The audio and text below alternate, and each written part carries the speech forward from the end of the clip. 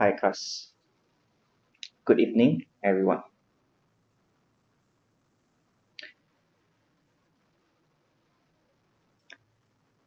Alright, so today we will continue to look into Chapter 7 for the Companies Act 2016. A little bit of introductions about the Companies Act. So in Chapter 7, we basically have run through quite a number of things, include what types of companies we have in Malaysia. For example, like the companies limited by shares, companies limited by guarantee, and also the unlimited companies. And in more details, we have the exempt private company, also having the non-exempt private company. Yeah, and more details about it, like public companies, listed or unlisted. And also regarding the view of incorporation, where we have run through on the concept how the members' liability has been limited. Okay, if they incorporate a company, the members are basically not liable personally towards the debts of the company. So unless in certain circumstances that the courts might want to leave the view of incorporation, then upon lifting the view of incorporation, the members might be found liable. Okay. Other than that, also running through with the formation of company, how we form a company using a super form, and who are company promoters, and what are the fiduciary duties of a company promoters. Study on the statutory books and also the constitution of company. So for constitution of company, every company have the rights to choose whether they want to adopt a constitution, right?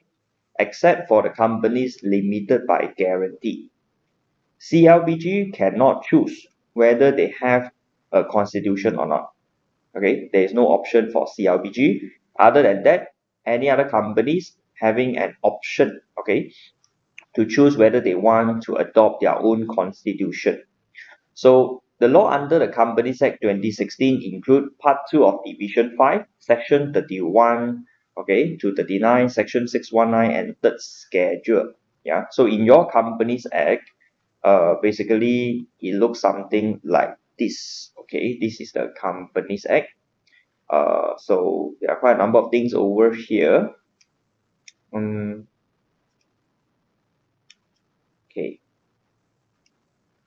Third schedule of the Companies Act, you can find it in your Companies Act. So this you can download from the Gazette. Okay, so right behind the statutory books, you actually can see the schedule over here. So I'm showing you the third schedule. So we just run through a little bit of what will be covered inside the company constitution. Okay, for example, the directors may elect one of their members as chairperson of the board to hold office. If no chairperson, then what will be the next steps to do and so on. Okay, so all these are inside the Companies Act. So if the company don't have their own constitution, then they have to follow the Companies Act. If you want to follow your own regulations, your own rules, then you may want to adopt a constitution. This constitution will be binding upon the company directors and also the members. Okay, so we have run through in our previous lessons about the situations. Yeah, company may enforce the terms in the constitution against the members. So members also can do the same, enforce the terms against the company, and also the members may also enforce the terms against the members. Like what we see in this case over here, Wong Kim Fat, Su Leong, and Ko Sendirian Berhad.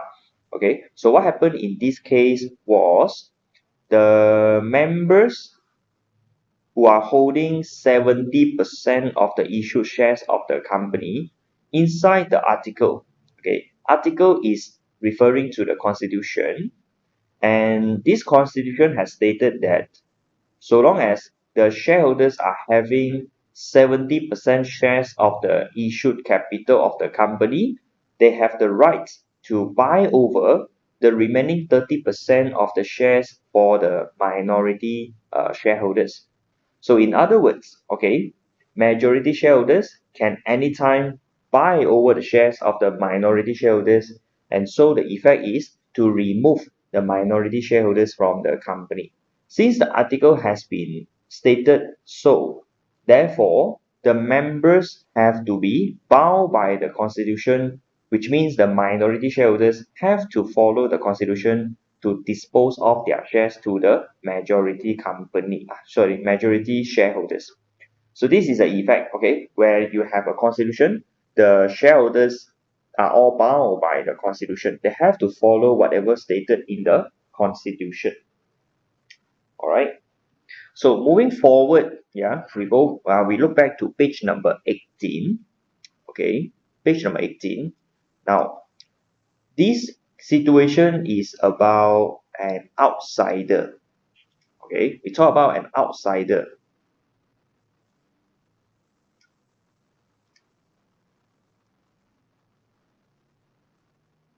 So the rule is that an outsider cannot enforce the terms of the constitution. Okay, you can underline this.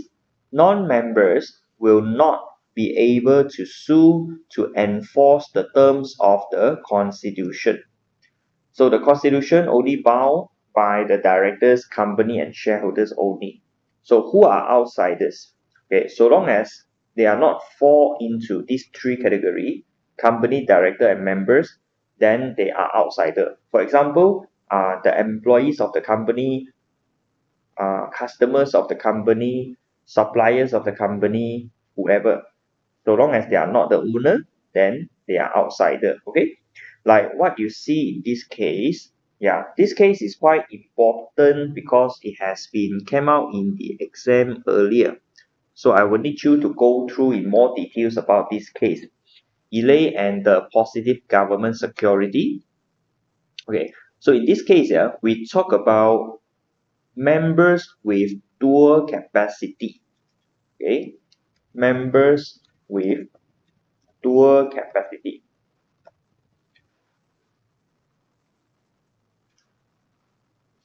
Inside the constitution, yeah, let's look at this case. Inside the constitution, it has been stated that Elay is going to be the one and only one solicitor of the company.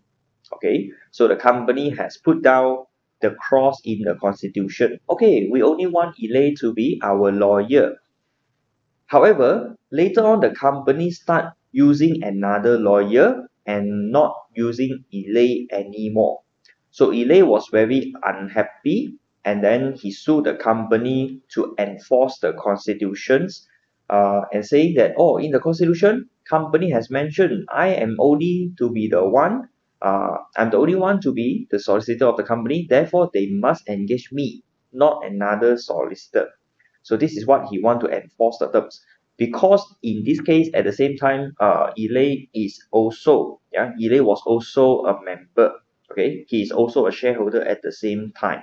So he thought that he may be using his capacity as a shareholder to sue the company in order to enforce the terms. So he went to the court. At the end of the day, he lose the case. All right, he lose the case. The court says Elay was not allowed to enforce the constitution, okay, because he was attempting to enforce his rights as a solicitor, not as member. The logic is very simple, okay. In court, even though a same person is having dual capacity, he can only use one capacity in order to enforce the terms of the contract, okay, of this constitution.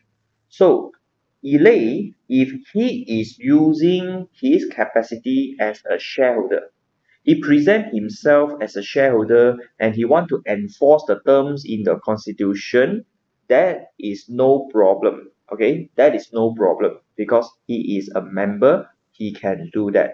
Okay, however, what happens in this case was the constitution mentioned they are going to appoint Elay as the solicitor, Okay, but a shareholder have no rights to sue for that, because whoever going to be the solicitor of the company, it doesn't affect the member at all. Yeah, it doesn't affect the shareholders at all, because shareholders don't run business at the first place. So if Elay using his power as a shareholder to sue the company for this purpose, the court will be very confused and say, you come for this for what purpose? You are just a shareholder. You don't have to care about your company is engaging who to be the solicitor, because it doesn't affect, whoever to be the solicitor, it doesn't affect the shareholders. Therefore, there is no point for him to come and enforce the terms in the constitution. However, if Elay using his capacity as a lawyer of or solicitor of the company, then indeed this one affecting the solicitor, but a solicitor is considered as an outsider. So a solicitor cannot enforce the terms in the constitution. Therefore, in this case, there is no way Elay can enforce the terms, okay, because he can only use one of his capacities in the in the enforcement of the constitution. All right, so this is something that has been asked in the exam. Yeah, we need to go through more about it. So on the next page we got something else. Okay, we talk about qua members. Yeah, qua members are basically referring to the same thing, that you are having a person having more than one capacity. Okay, so they only can use one of their capacity in order to enforce the terms in the constitution. So look at this case.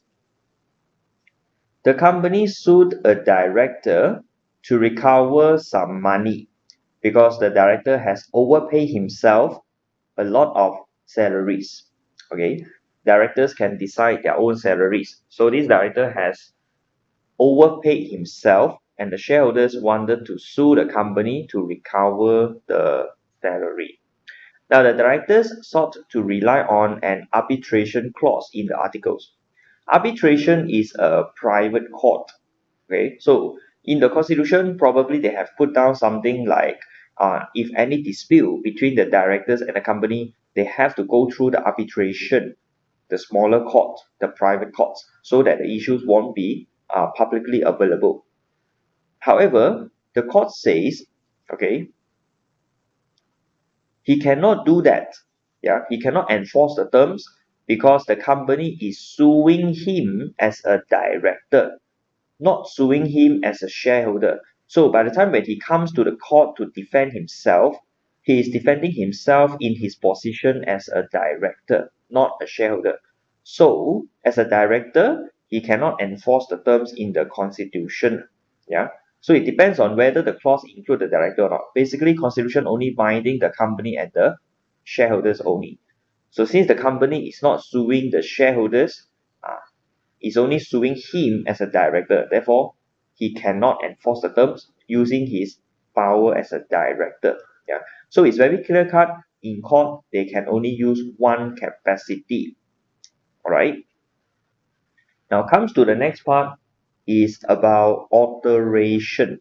Okay. Alteration means you want to change the constitution. If you would have been adopted a constitution, can you change it? Yeah, of course you can, so long as you are able to meet the following requirements.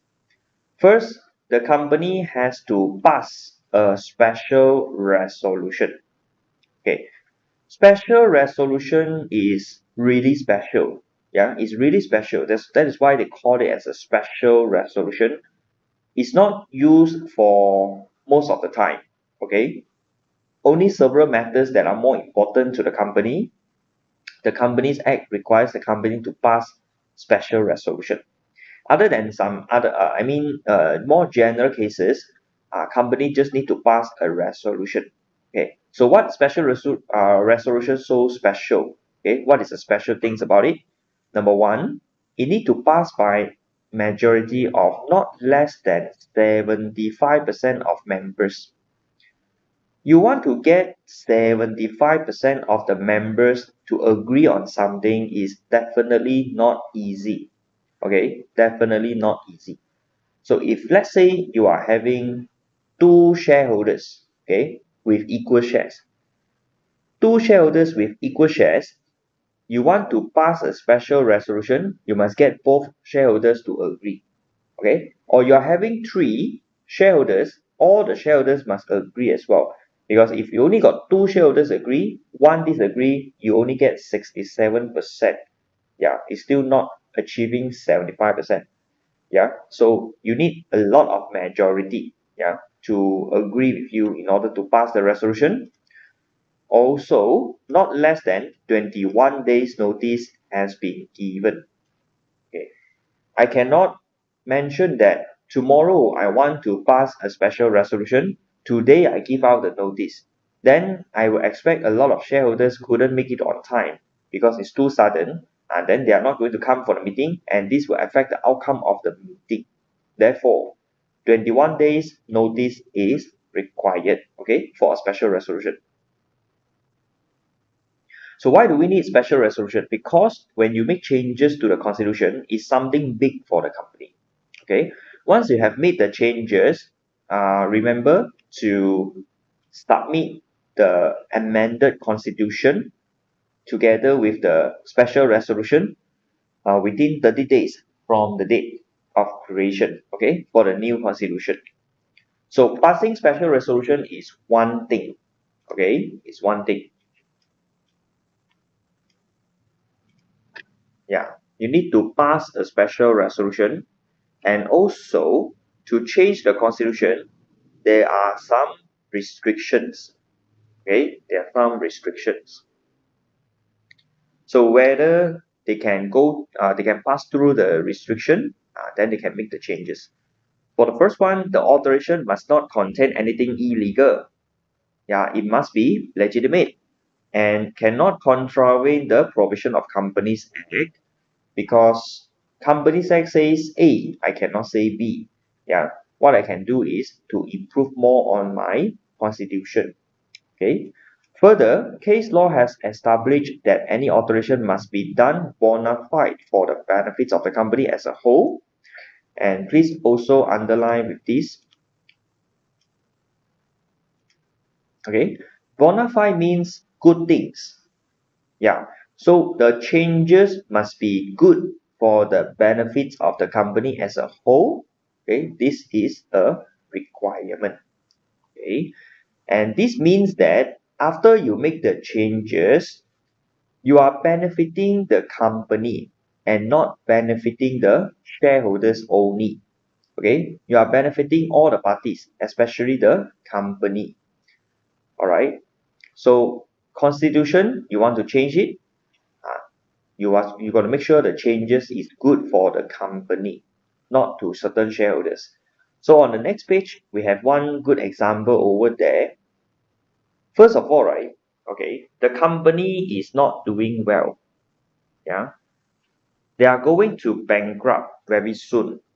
So these majority shareholders is thinking about whether they want to inject more money into the company to save it.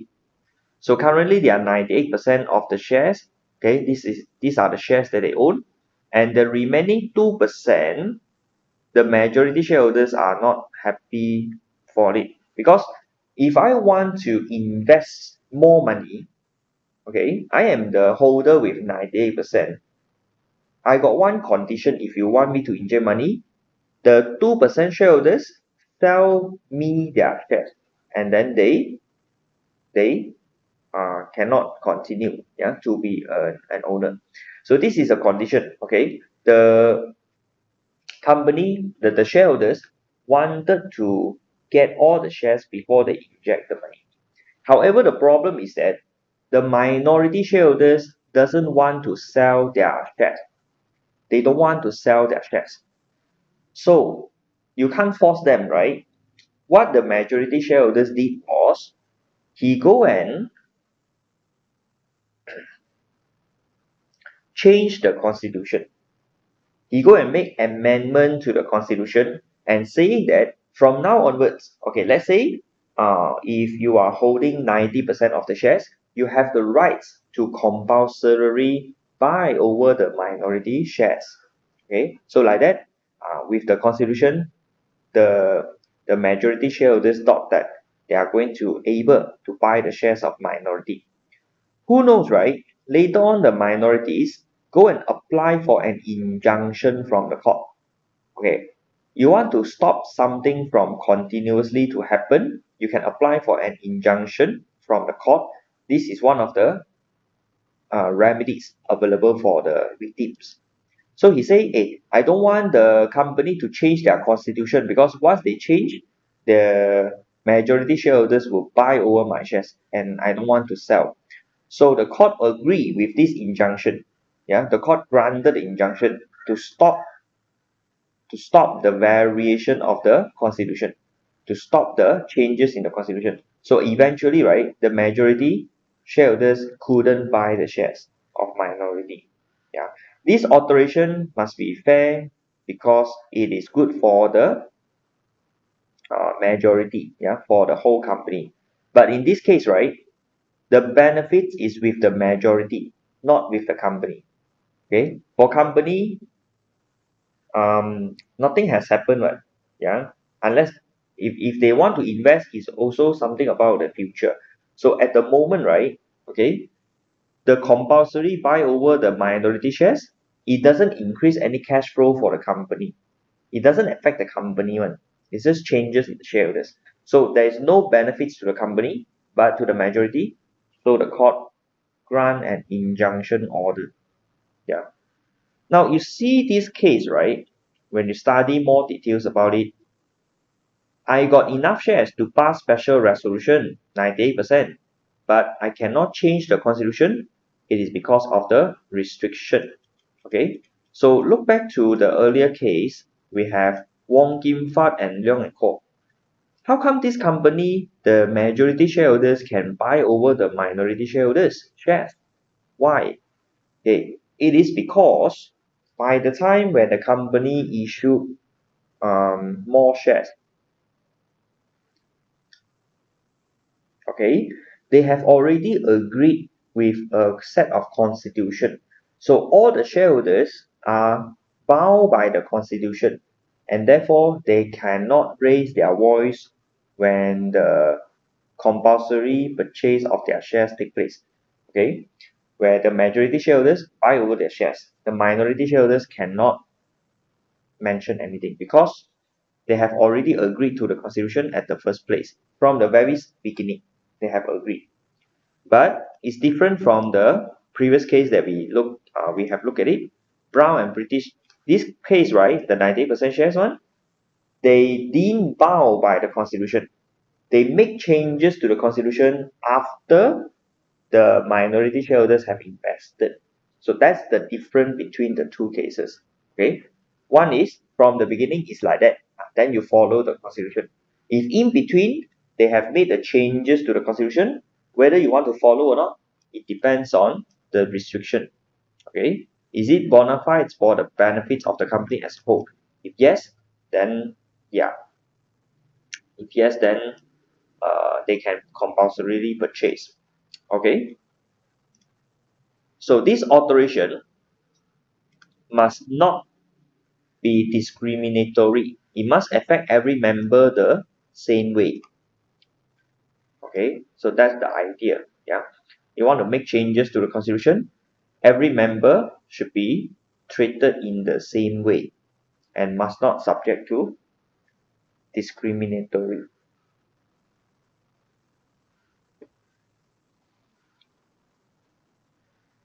Okay, no discrimination.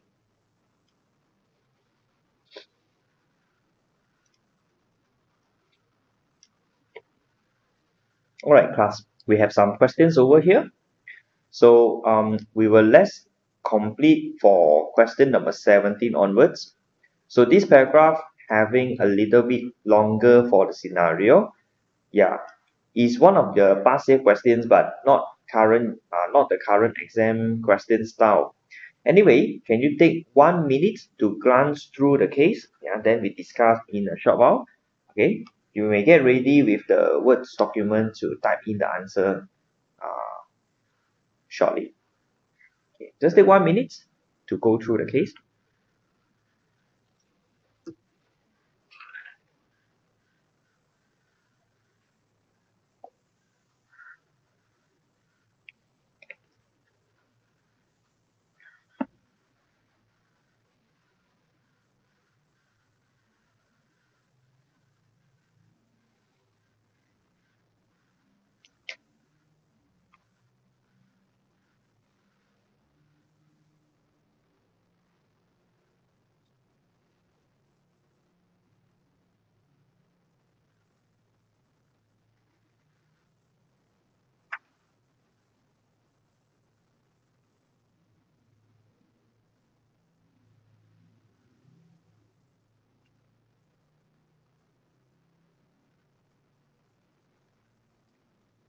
Alright, in relation to company law, advise the company whether it is bound by the agreement to appoint Rahim as the manager. All trades Sendirian Berhad, whether the contract to supply the office equipment can be legally enforced against Mau and Mau Sendirian Berhad or any other party, as Mau and Mau Sendirian Berhad refuses to accept delivery. Okay, what is the most appropriate remedy that it can seek against Jama for failure to disclose the true value of the property? And lastly, how the company may recover the profits made by Karma for the sales of land. So what happened here is Jama and Kamal decided to form a private limited company called Mau and Mau Sentiran Berhad. The relevant documentation was submitted on 2nd of January, but the company was incorporated on 10th of January year 2018. Jama and Kamal agreed that after the formation of the company, they will appoint Kamal's brother Rahim as the company manager. A formal letter of appointment was dated 5th of January year 2018 was sent to Rahim stating that uh, on behalf of Mau and Mau Sendirian Berhad. So now you look at the dates. Okay, the very first thing to tell the marker is this contract was dated before the company was incorporated. Okay, so that is what it makes the contract become a pre-incorporation contract. The contract formed before the company was incorporated. On 6th of January year 2018, so the same issue here, Karma on behalf of Mau and Mau Sendirian Berhad has purchased 20,000 ringgit worth of office equipment. Yeah, so for the first two paragraphs, we can try to answer for part A and part B. Yeah, part A, the company, whether it is bound by the agreement to appoint Rahim as the manager. Okay, so what do you think? Okay, of course it's not. Yeah, it depends on whether the company wish to ratify the contract or not.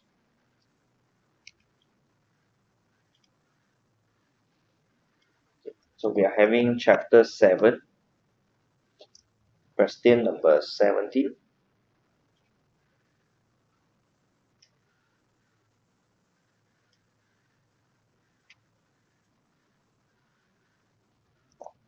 Okay, part A.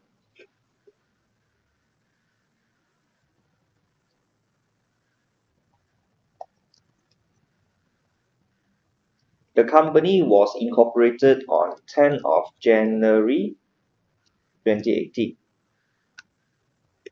and the contract to appoint Rahim was dated 5th of January 2018, which is a pre-incorporation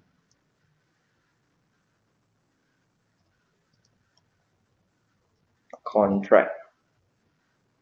Okay, so follow the Companies Act, we have section 65 to deal with a pre-incorporation contract. Okay, so the general rule is the one who enter into a contract will be made personally liable. Okay, so the company doesn't bound by the contract. Yeah, he will be made personally liable. So section 65 of Companies Act 2016 states that, okay, the person who acts on behalf of the company for a pre-incorporation contract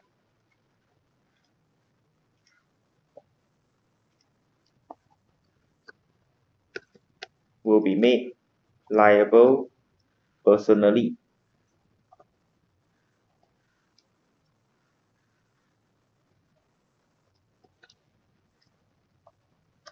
for the contract unless the contract has been ratified by the company. So in this case, okay, Jamal has appointed Rahim before the company was incorporated.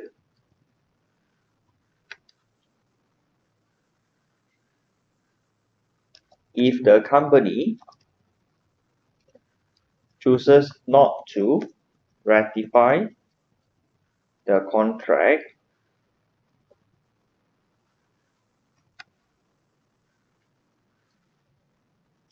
okay, whether the company is bound by the agreement. Okay, of course, if the company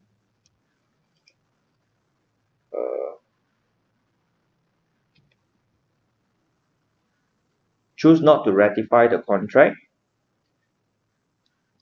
then the company is not bound by the agreement.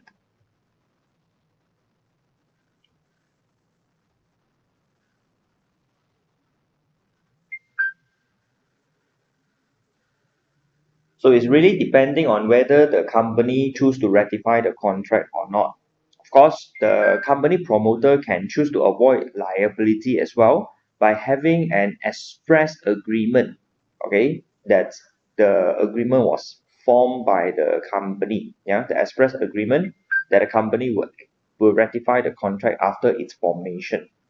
But no need to explain too much, okay, since the question only asks for the company whether it's bound by the agreement. So explain for the pre-incorporation contract, that would be sufficient. So part B, okay,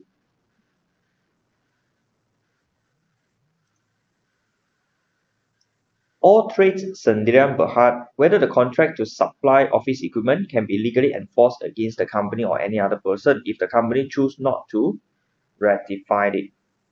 Okay, if the company choose not to ratify it. So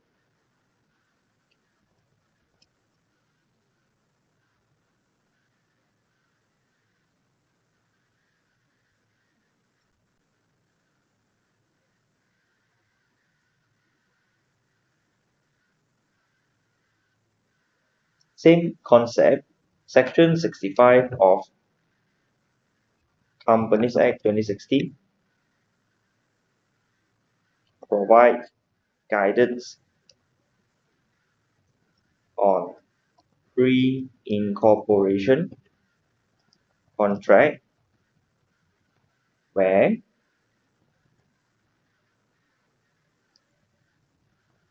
the persons involved in the formation of pre-incorporation contract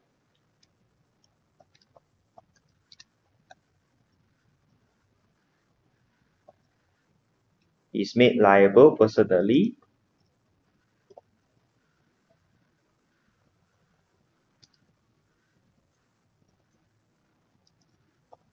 unless the company has ratified the pre-incorporation contract after its formation.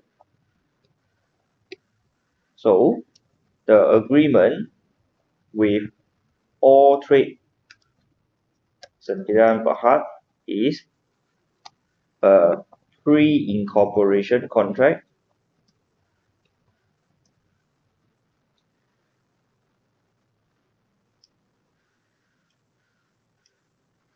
okay. Therefore,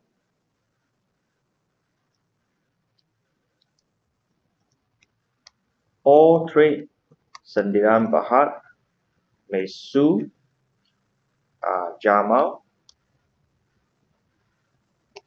for the payment since the company chooses not to ratify the contract.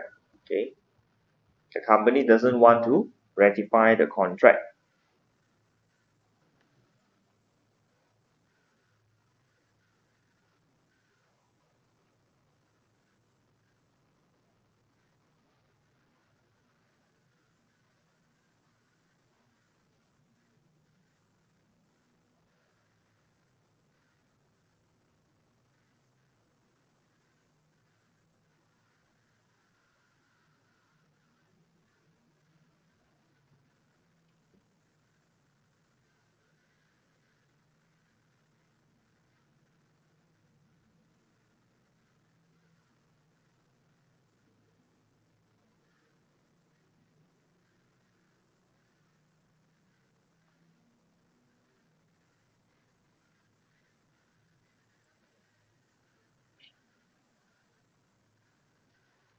Okay, so if you look into the next paragraph,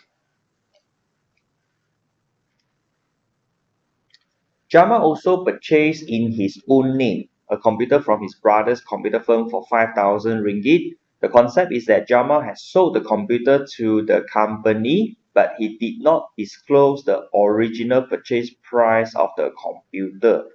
So the question asking, what is the most appropriate remedy for the company to seek against Jama?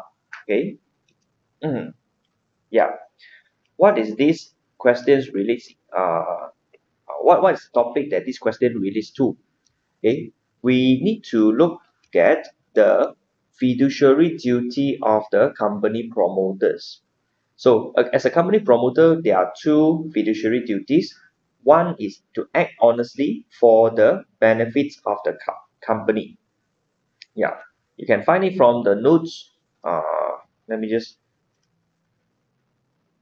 look at it.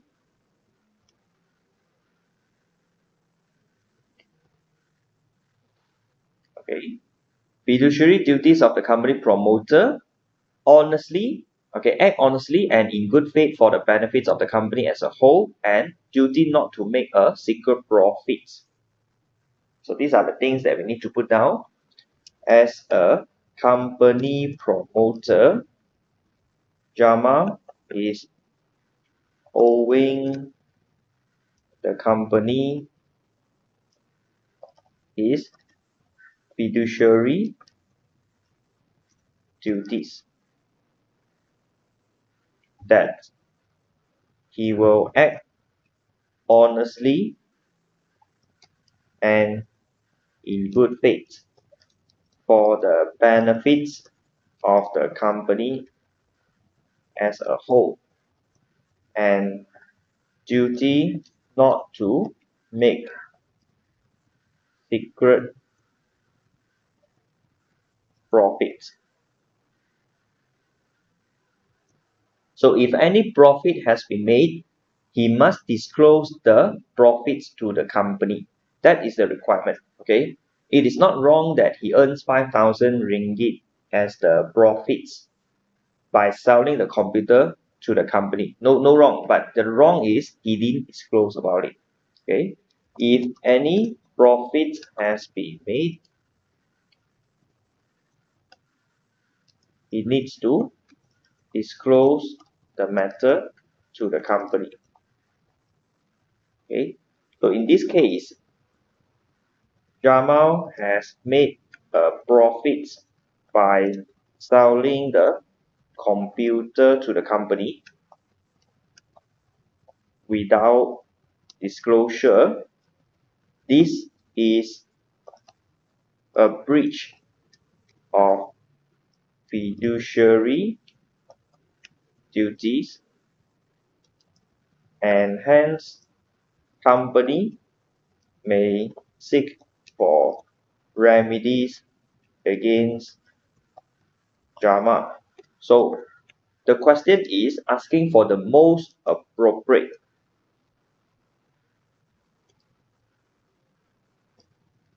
Okay, the most appropriate remedy for the company is what?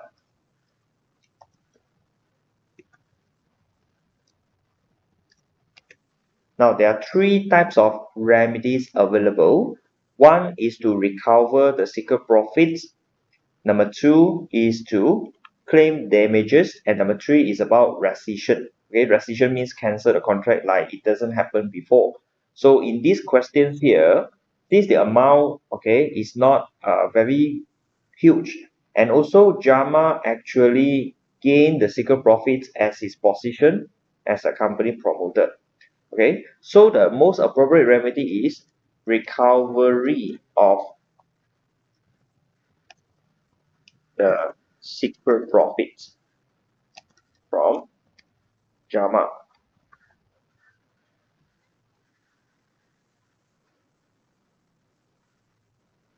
Okay,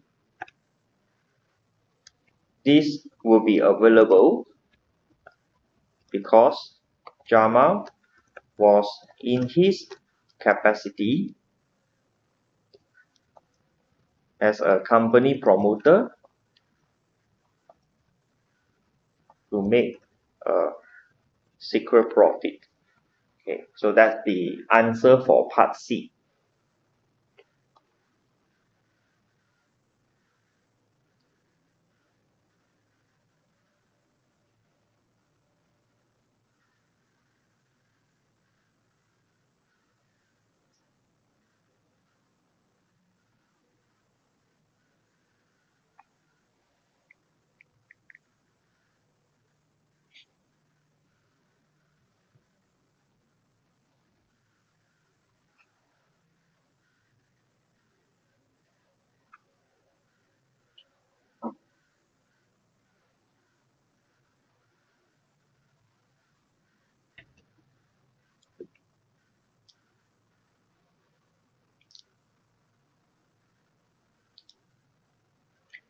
Okay, so we are now looking into chapter 7 for the end of chapter practice question in section B questions for part A, B, C, and D.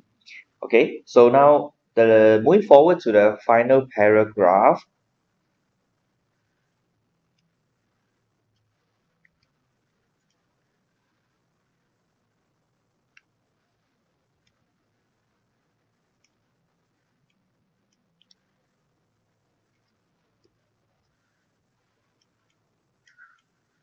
Kama, who owned a piece of land in Johor, sold it to the company at its current market value at 2 million ringgit. The purchase on behalf of the company was approved by Jama and Kamal as directors of the company.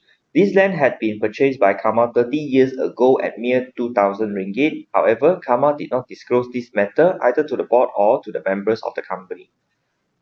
Okay, so the company, whether it can seek to recover the profits made by Kama on the sales of the land to it, on the basis that Kama had breached his fiduciary duty to the company to disclose the original purchase price of the land.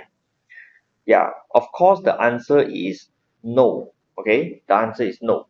Yeah, Kama cannot sue for recovery of the profits because the profits was too huge and they are not the secret profits. These are the capital gain that is supposed to belongs to Kama one. Okay, the reason that we can explain is when Kama purchased the land, it was 30 years ago, and during the time he is not in the capacity as a promoter, so there is no intention for him to make secret profits of the company. Unlike Jamal, okay, Jamal already start forming the company. Then only he when he is in a position of a promoter, he go and make the secret profits. So C and D, they are having two different answers. Yeah. Okay. So we say that um, Kamal had purchased the land,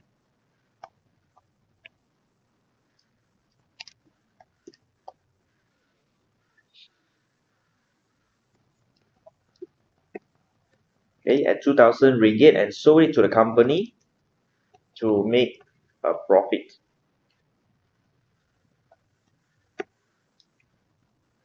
Okay. However, the company cannot seek for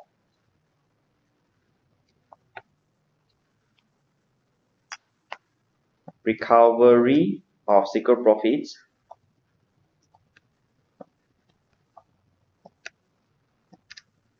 okay, because Karma acquired the land 30 years ago, which during the time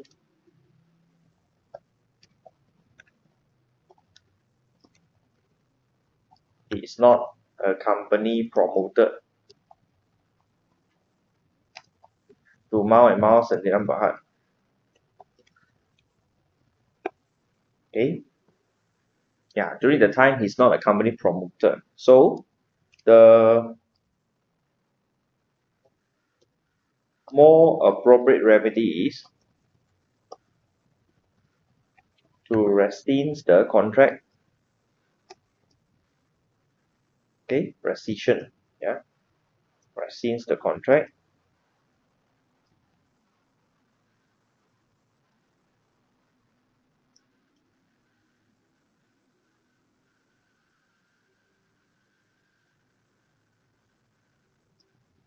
Okay, why not I just put rescissions? The most appropriate remedy is rescissions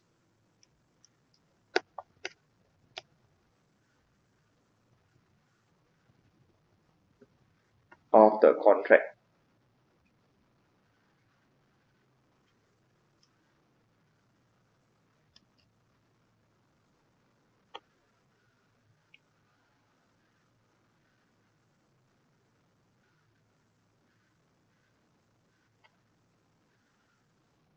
Okay, I add on a little bit as Karma has breached his fiduciary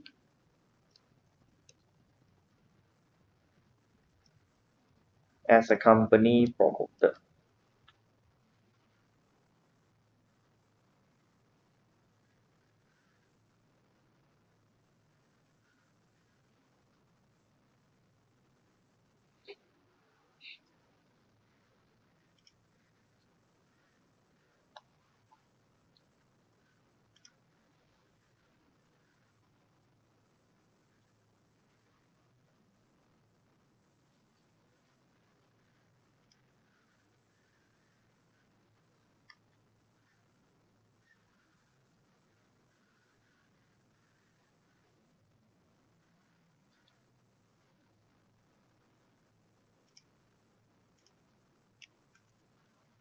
All right.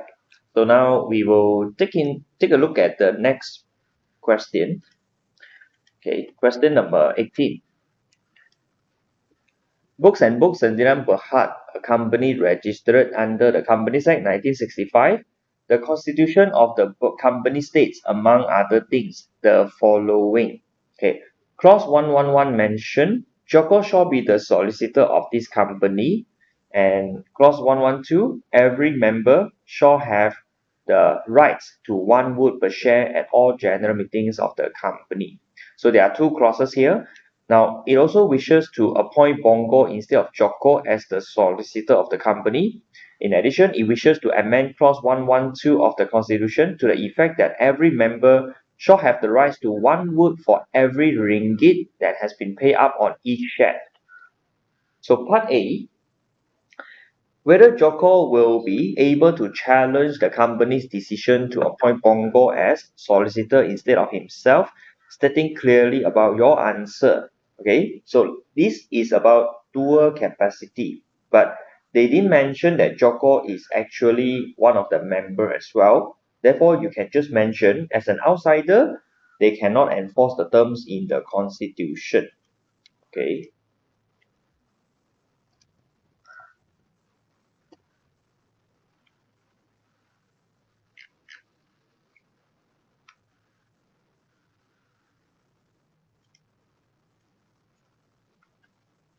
now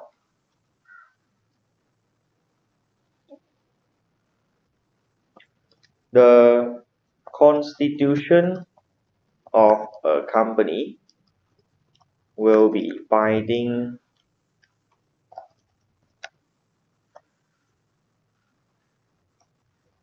upon the company, directors, and the members. Okay, this is the constitution. So outsiders are not permitted to enforce the terms in the constitution. Okay, an outsider cannot do that. So in this case, yeah, Joko is a solicitor of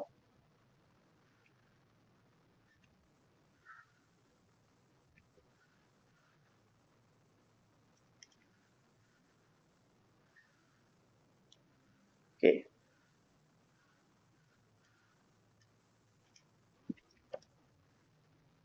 of the company will do.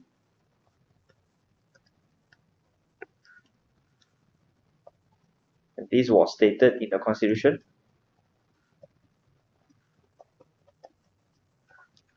However, Joko is unlikely to obtain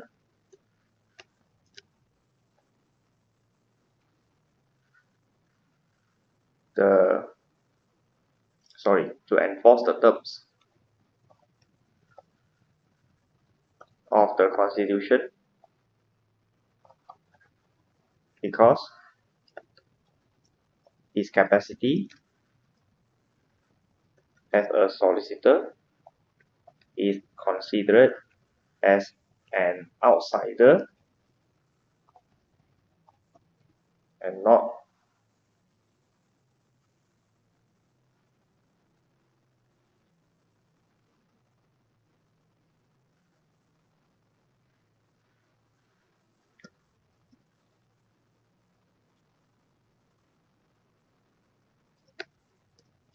a member. Okay, and not a member. So this question number 18, okay, they're asking whether Joko will be able to challenge the company decision. Yeah, answer is no. Okay. As a conclusion,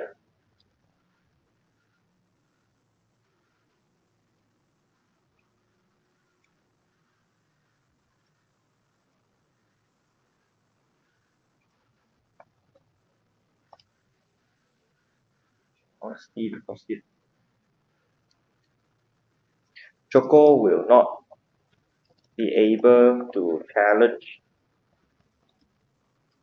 okay, the company decision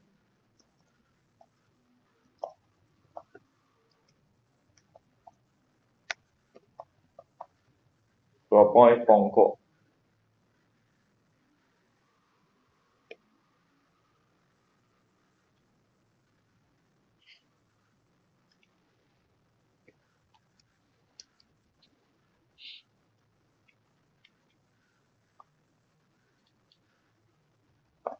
Okay, how about part B, class?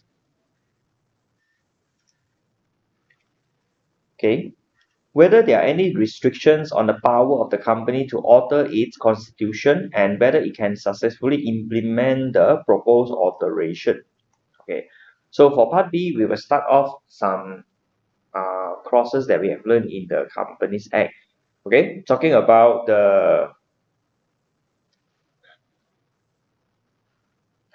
restrictions of the alteration to the constitution. Okay, so we first mentioned you can pass a special resolutions to alter the company constitution. Okay, the constitution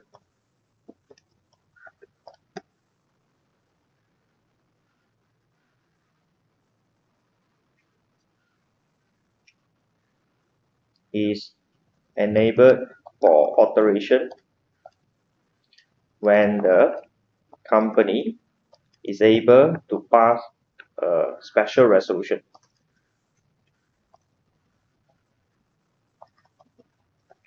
which requires at least 25% of the members who present and vote along with 21 days notice.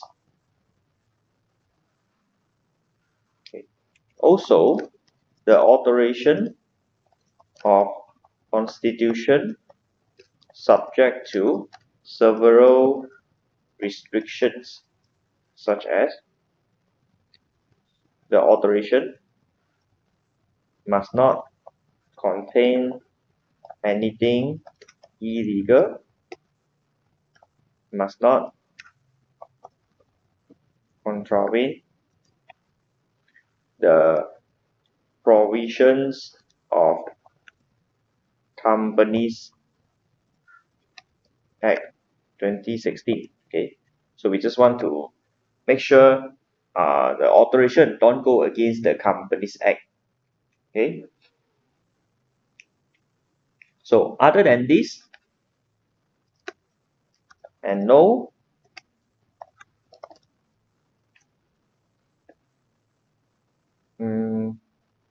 it has to be fair, yeah, and no uh,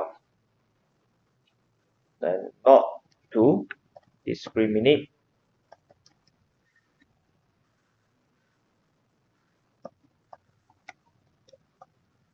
any group of shareholders.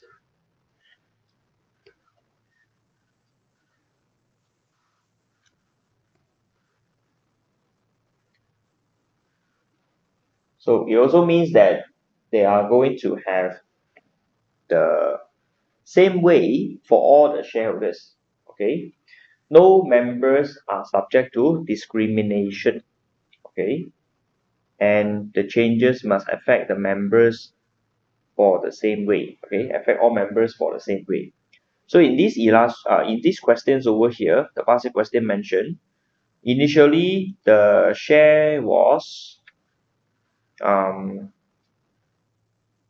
okay. Initially the shares is talking about 1 wood per share. Okay, 1 wood per share.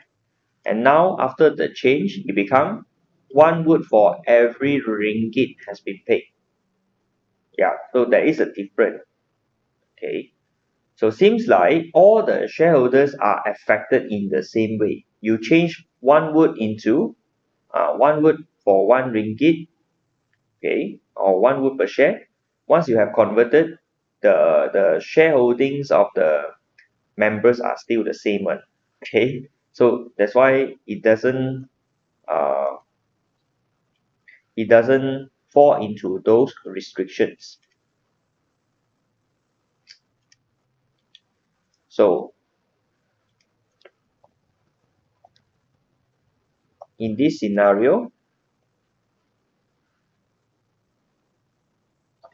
the alteration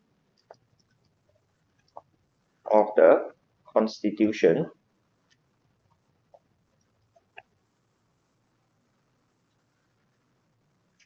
affects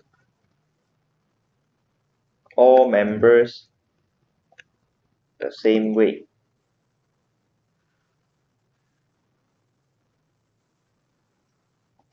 Thus,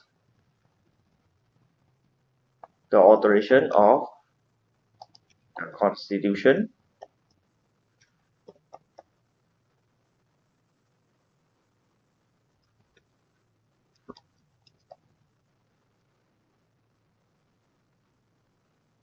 okay, would be permitted. Yeah, you can change because there is no specific restrictions.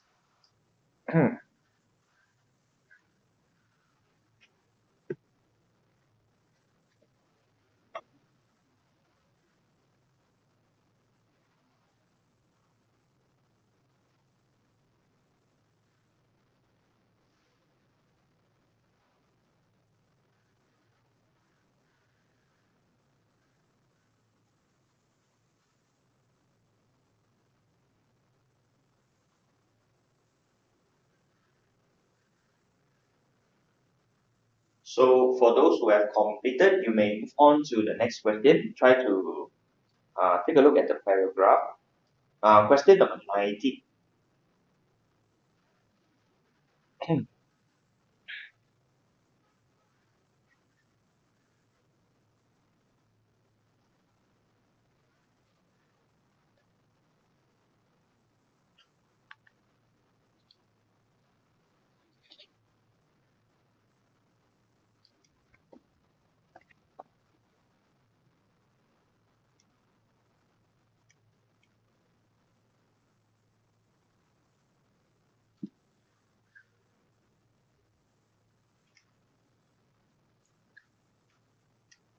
Okay, advise the liquidator. Liquidator is an expert where the company is going for bankruptcy or winding up. They will appoint a liquidator to come in and dispose of those assets and make use of the money to pay off those liability.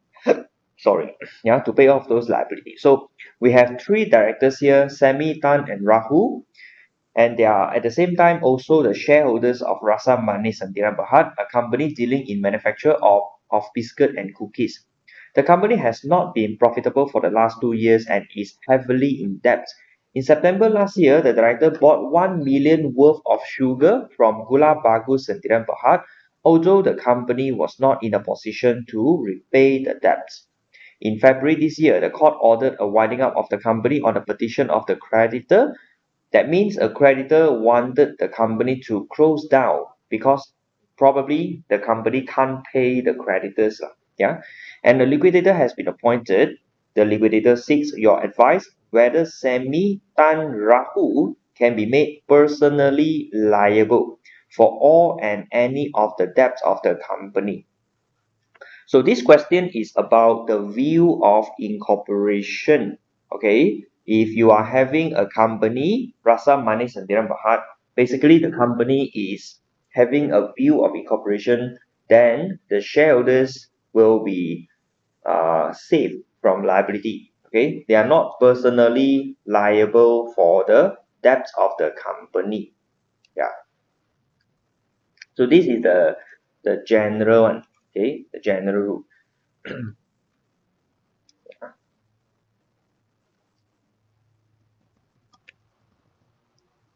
Rasa Manis Sentiran Berhad is an incorporated entity which is having a separate legal entity from its owner. Okay, from its owner, Sami, Tan, and Rahul. Thus, they are not personally liable for the debts of the company. However, the thing is that the court may want to lift the view of incorporation because of certain circumstances. If the court able to lift the view of incorporation, then the directors might be made personally liable for the debt. Okay. However, the court may lift the view of incorporation in several circumstances. Okay, where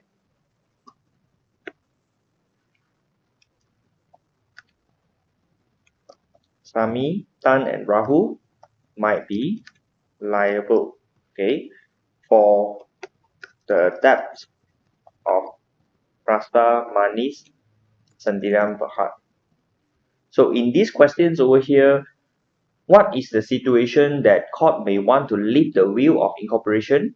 Okay, it is because they are having a wrongful trading. Yeah, a wrongful trading. So you now look into section 539. Okay, sorry, I just flipped for a moment. I'll let you take a look at the Companies Act, then I come back to these questions. Okay, I want to see section 539 about wrongful trading. Section 539 mention Okay.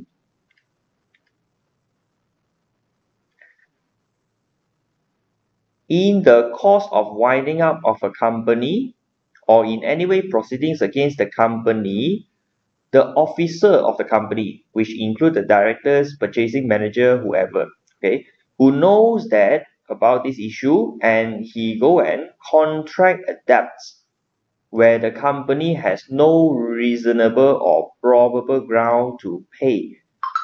Okay, that means, right, yeah, not able to pay, yeah, that means, right, they still go and sign up more debt with the creditors when they already know the company has no better prospect to pay for the debts.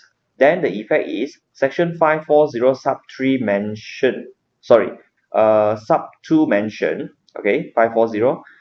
The court may think proper so to do, declare that a person shall be personally responsible without any limitation of liability for the payment of the whole or any part of that debt. So the court may lift the will of incorporation and make Sammy Tan and Rahul to be made liable for the debt. Yeah, in this case, they have contracted more debt with Gula Bagus Sendirian Berhad, even when the company has no reasonable ground to pay the debt. Okay. This is a wrongful trading and the court will lift the will of incorporation to make them liable personally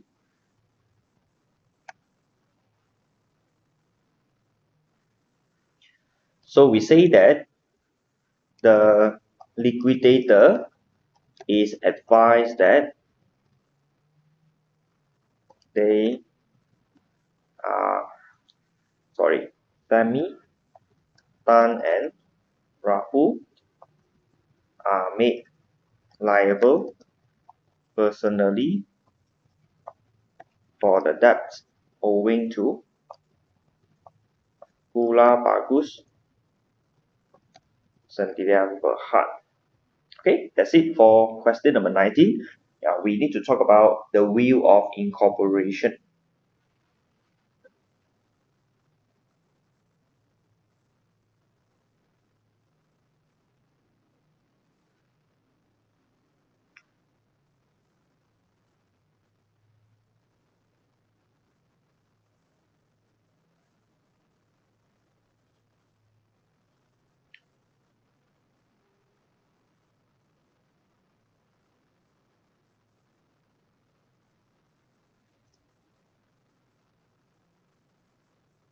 Yeah, if you want, you can mention the section number.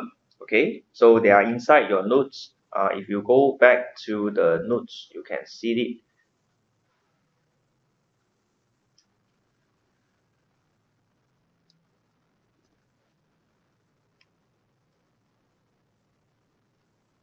You can find it from the notes in page number 9. Okay, page number 9, 539 sub 3 and 540 sub 2 about wrongful trading. Okay, so this is the answer.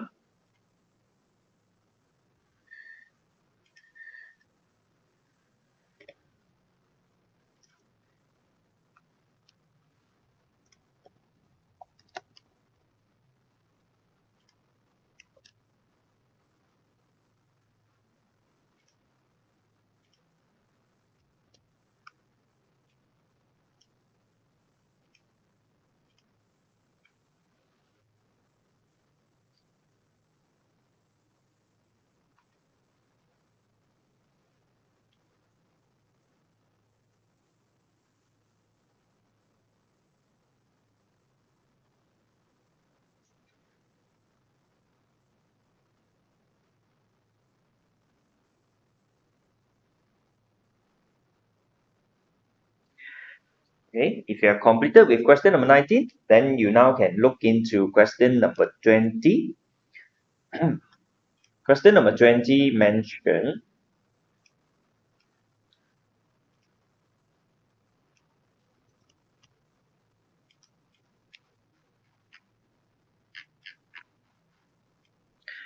2 months ago, Chito, who owns a durian orchard, agreed to sell it to Miko for 300,000 ringgit. The transfer of the land was to be completed by the end of next month. However, Chito discovered that he might get a higher price. Okay, so he don't want to sell to Miko at 300,000. Subsequently, he proceeded to set up a company, Tipu Sendirian Berhad, okay, of which he was the majority shareholder and managing director. His wife, who is also a director, is the only shareholders of the company.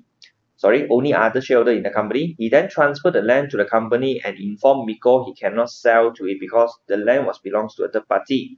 He is prepared to pay damages. So Miko wishes to sue both Chito and Tipu Sendirian Berhad for specific performance. So you need to advise Miko whether she will successful in her claim for specific performance. You are required to confine your answer to the issues relating to the company law. Okay, so that question is also talk about the view of incorporation. Yeah, you can start with the general answer. Okay, talk about the view of incorporations. So we can say that companies are included with a view of incorporation. Okay, where the members are separated from the company. Okay, from the company. Okay. However, the court may lift the view of incorporation so that the court will treat the company and the members as one body, okay, as one entity. So once they have lifted the view, members and company, they are one entity. So in this case, okay, Chito has set up a company name as Tipu Sendirian Berhad to avoid a legal obligation, because under the Contract Act he has to sell the land, the orchards to Miko because he has already entered into a contract. So he formed this company because he want to breach the contract. Okay, so he want to avoid a legal obligation. Okay, this falls into a situation where the court may lift the view of incorporation and treating Chito and Tipu Sendirian Berhad as one entity. Yeah, this is to perpetrate a fraud. Okay, they try to form a company to perpetrate a fraud. So as a conclusion, okay, Miko is advised that she will be successfully make a claim of specific performance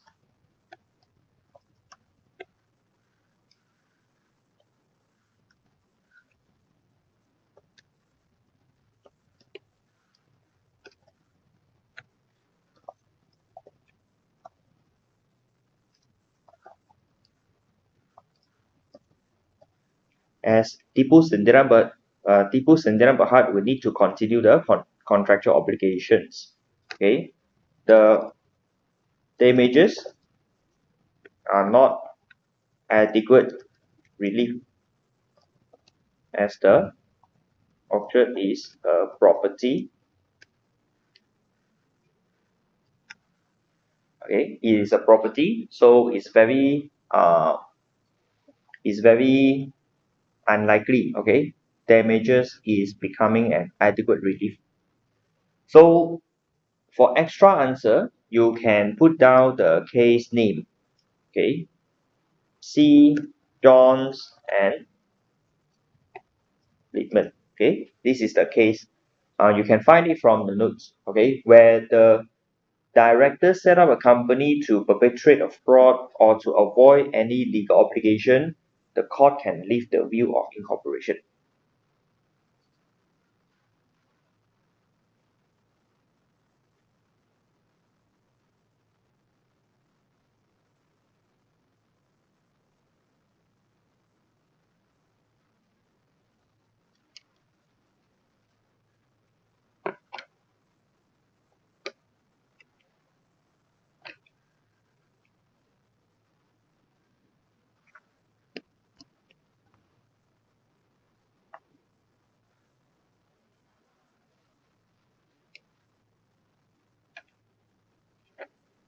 Okay, so for those who have completed on this part, you may continue to try the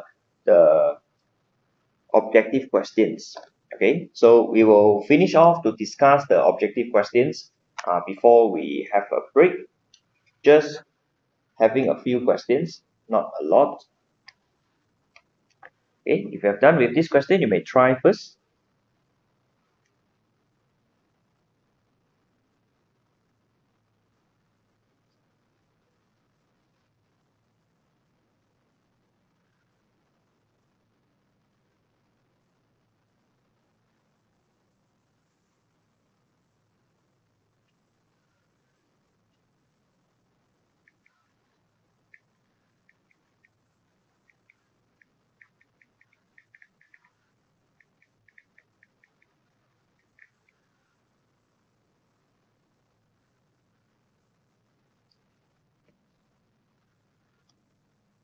Okay, so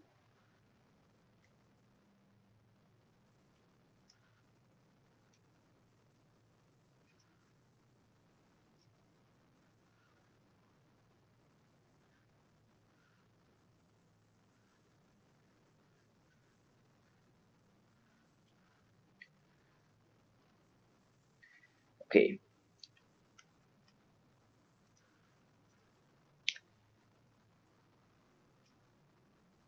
if you haven't finished, later break time, I will open up the answer for you to see again.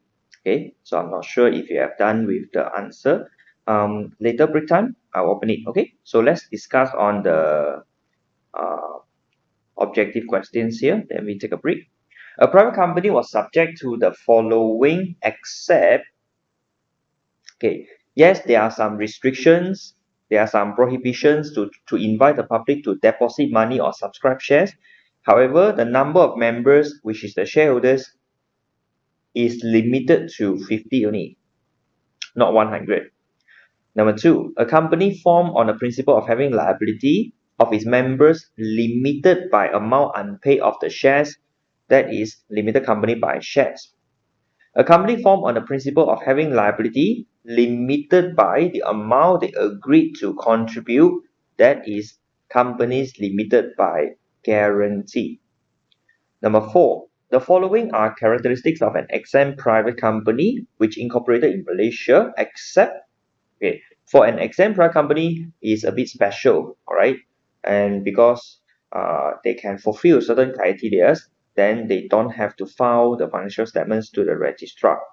So the first one, number of members was limited to not more than 50. This is the answer. Okay, because the number of members for exempt private company is limited to 20 only. 20, yeah, 20. Okay, for 50 shareholders, that limit applies to non-exempt private companies. Yeah, exempt private companies, 20 shareholders only. Okay, no corporate shareholders means you don't have any shareholders as a company. All of your shareholders are individuals. Okay, no need to file accounts, which is correct. And prohibition of loan to directors is not applicable, also correct. For an exempt private company, you want to make a loan to the directors, is okay. Yeah, it's okay. You can use company funds to provide a loan to a director. But other than exemplar company, the law disallowed the directors to get a loan from their company. That one we will learn a little bit more details in the later chapter. Okay, of course there are some exceptions. Number five, all exemplar company is exempted from audit of its financial statements. Okay, this is not correct because in Malaysia, okay, you want to claim for audit exemption, you have to fulfill quite a number of conditions. Okay, for example, your total assets cannot be more than 300,000 ringgit for current year and the last preceding 2 years, and also your revenue cannot be more than 100,000 ringgit for current year and the two previous years. Your number of employees cannot be more than five. So there are so many conditions to qualify you from audits. Okay, so comes to exemplar company, definitely they must have been audited because exemplar company, one of the condition is that their financial statements must be showing true and fair view, and only auditor can perform the audit, and then they can get the auditor's opinion as true and fair view. So exemplar company must have been audited. Okay, and just for your information, audit exemption in Malaysia, I believe you also understand that it's not so popular. Yeah, it's not so popular because number one, the condition is very stringent, and number two, even the company is so dormant, you cannot save a lot of money for you to avoid the audit, right? You still need to submit the accounts to the registrar where you need the audit firms to review the accounts that you have created. Then the audit firms will make a charge. Yeah, they will charge on the review of the accounts. And why not you just go for an audit? Let's say review costs you 800 ringgit, your dormant company, no business activity, you just perform an audit, maybe the audit firm will charge you 1,000 to 1,500. It just a little bit, yeah, few hundred extra, you can get your financial statements audited. Yeah, usually people will go for the audited because if they don't do the audit later, they might have some implications, yeah, from the registrar. So yeah, it is so far not so popular in Malaysia, yeah, for audit exemption. Okay, question number six. A company itself is a separate legal entity, distinct and separate from the members. The company is regarded as an artificial legal person. Therefore, the company has the power to hold land, can sue in its own name, maybe employed by an employer is not possible. Do not enjoy perpetual succession, also not correct. So we have only one and two as the answer. Number seven, a company is said to be a subsidiary of another company if that other company have the following condition except, okay, if you hold more than half of the preference share, it doesn't mean that you are the holding company because preference shares cannot vote. Yeah, there's no voting power for holding preference shares.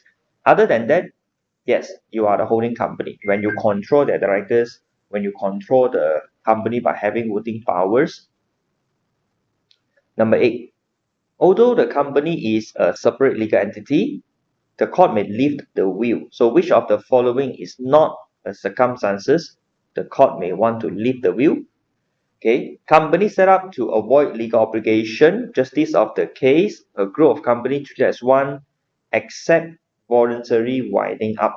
Yeah, for voluntary winding up, it's just that the shareholders wanted to close down the company. There's no need for the court to lift the will. Number nine, if a company incurred a debt where there was no reasonable prospect to pay, then the person responsible for it may be made personally liable to pay. Yes. Okay. This is so-called the wrongful trading. Yeah, wrongful trading. Number 10, in the context of corporate law, a promoter is a person who set up the company. All right. Promoter is responsible to set up the company. Number 11, fiduciary duties of a promoter include act honestly and make secret profit is not correct. Should be the opposite. And make adequate disclosure, yes. Yeah, when they have made secret profits, they have to disclose. Exercise reasonable skills and expertise. This is the fiduciary duty for directors. If you are the directors of the company, you should apply the skills that you have, apply the knowledge that you have when you are making decision. Therefore, it's not for promoter. Answer is 1 and 3. Number 12, when the promoter has breached his duty, the company will get rescission, recovery of secret profits, or damages the company has suffered, but no injunction. Okay, no injunction. Yeah, if you refer to the notes, injunction is under Contract Act 1. Okay, so 2, 3, and 4, we have B as the answer.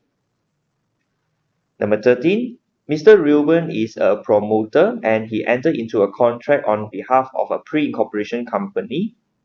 So, third party may only sue Mr. Reuben and not the company. Now, this one depends on whether the company has ratified the contract or not. Okay, cannot sue both. Yeah, it's not correct. Third party may sue the company only if the pre-incorporation contract has been ratified by the company. Yes, C is the better answer. Okay. The Constitution shall, when registered, binding the company and the members. Okay, so the best answer we have is B, not the employees. Yeah, it's between company and members. Number 15, a creditor who is a non-member wanted to sue to enforce the terms in the Constitution. Okay, as a non-member, of course, he has no rights to enforce the terms. And lastly, you want to change the constitution, you need special resolution with at least 75% of the members present and vote. Yeah, so number 16, the answer is C. Okay, so basically we have completed for chapter 7. Yeah, so now we should take a break. After our break time, I will come to discuss with you on the answer for test 1. Okay, test 1, so you can get ready your test 1 paper, and then we will move on to chapter 8. Yeah, cover part of the chapter 8. Yeah, we can't finish it by today, but we cover part of it. Okay, so we take a break, come back around 8:15. Okay, 8:15. Yeah, any questions that you have, leave it in the chat box. Yeah, I'll come back today. Thank you.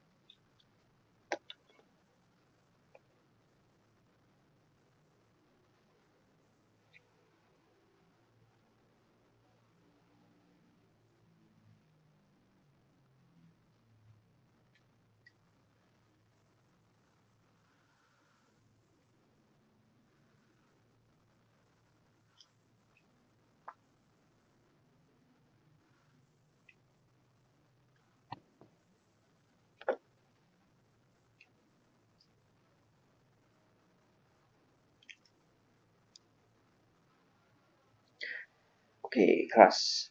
So we continue with the discussion for test 1. So my plan is to discuss with you the first 19 objective questions and the remaining two um, subjective questions that you need to write down the answer one. I will later provide you the answer, maybe by tomorrow. So we'll just discuss roughly, okay, how should we answer those questions. So let's move on to test 1.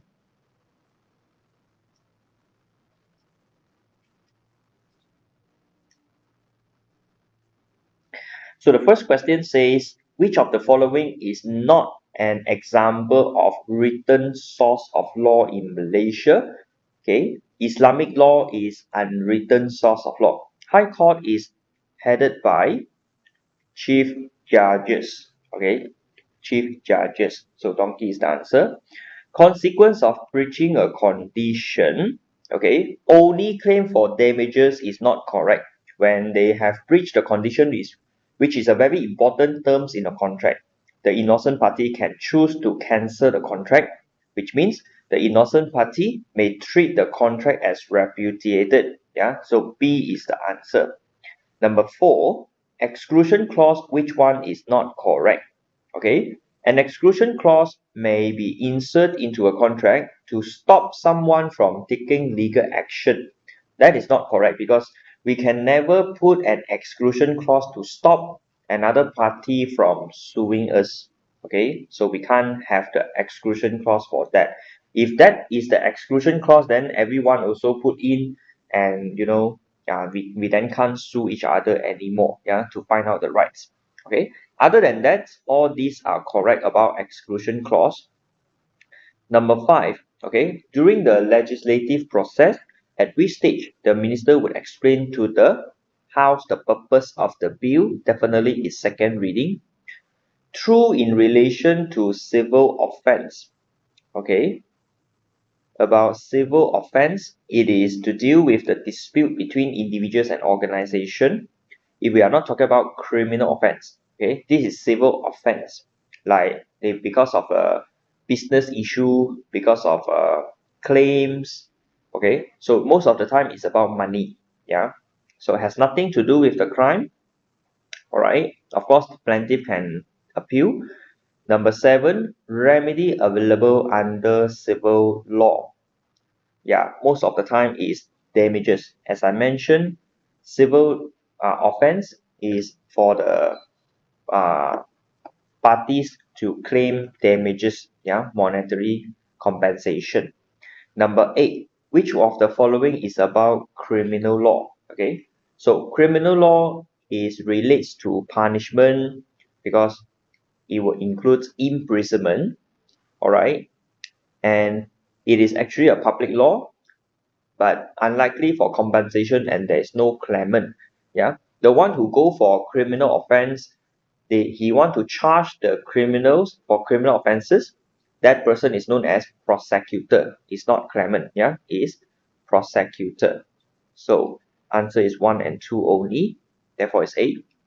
Number 9, which of the following is not an example of an offer? Okay, it is not an offer. So to sell one of his cars is not an offer because the offer seems uncertain. You don't know which car that he is trying to sell. However, for A, B, and C, to paint someone's house, if this someone is particularly, we know which person it is, then this will be a valid offer.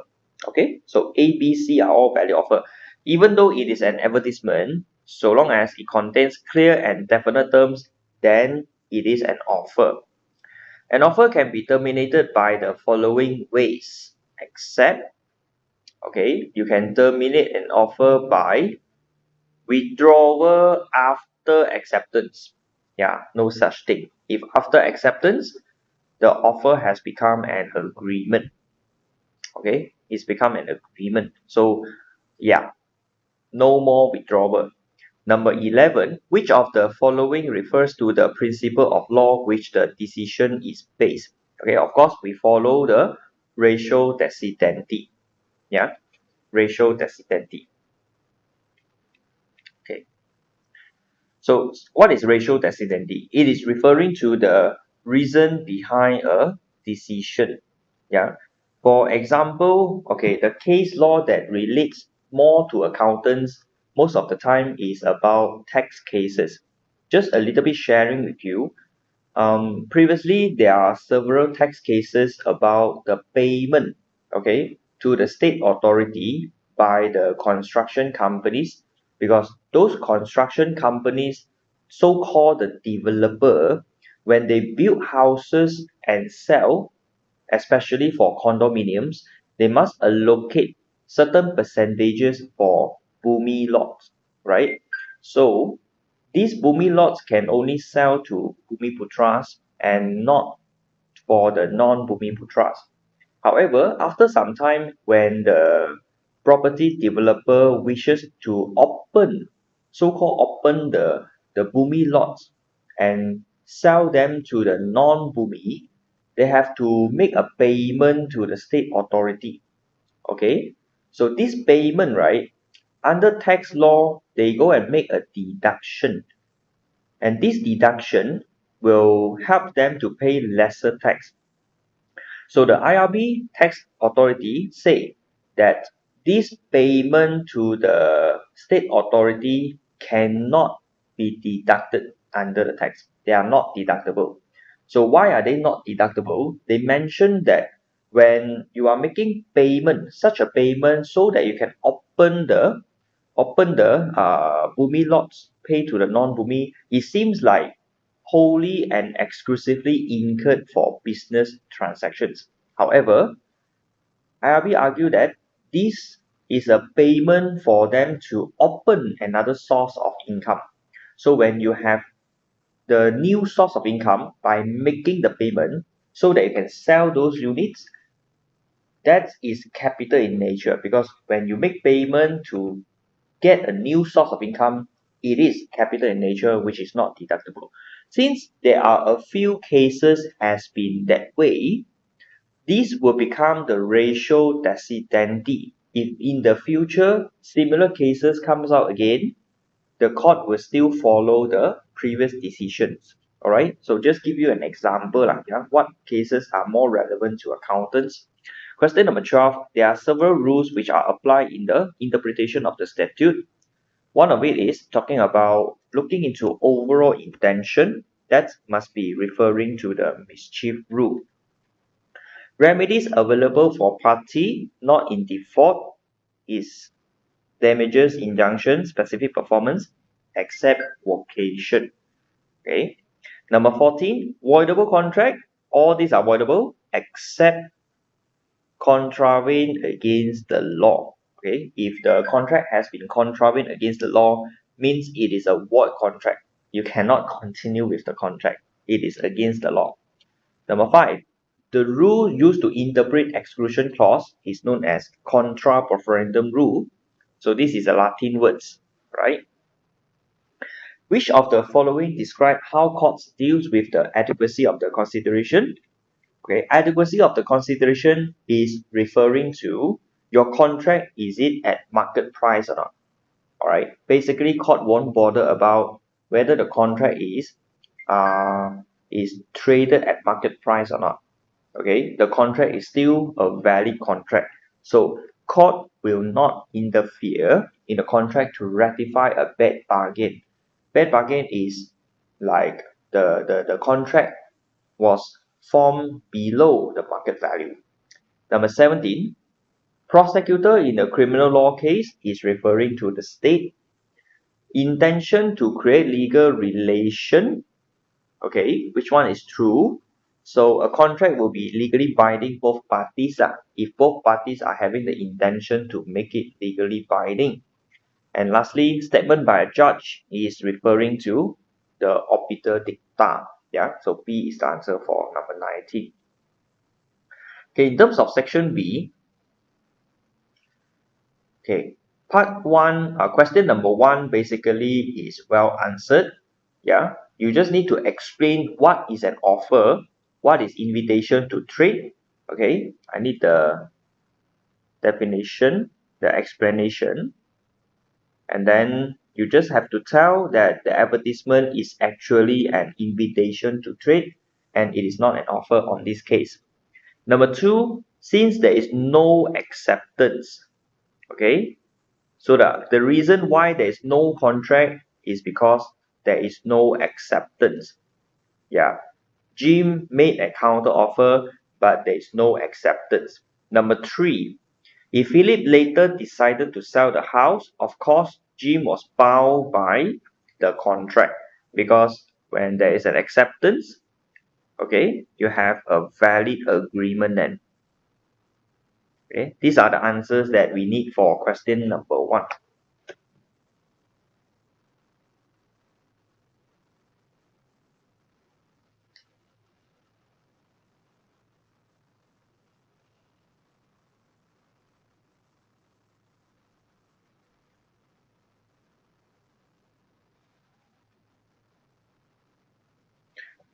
Number two, okay, number two, I want to highlight for part A. Yeah, part A is basically referring to a minor who received payment from the state authority to continue his study, and later on he needs to work for the state authority for 3 years' time. Okay, it's just that he didn't go and work for the state authority, he needs to pay back the fee. Now, I wanted to highlight that yes, a lot of answers are correctly stated. He is likely to make the repayment.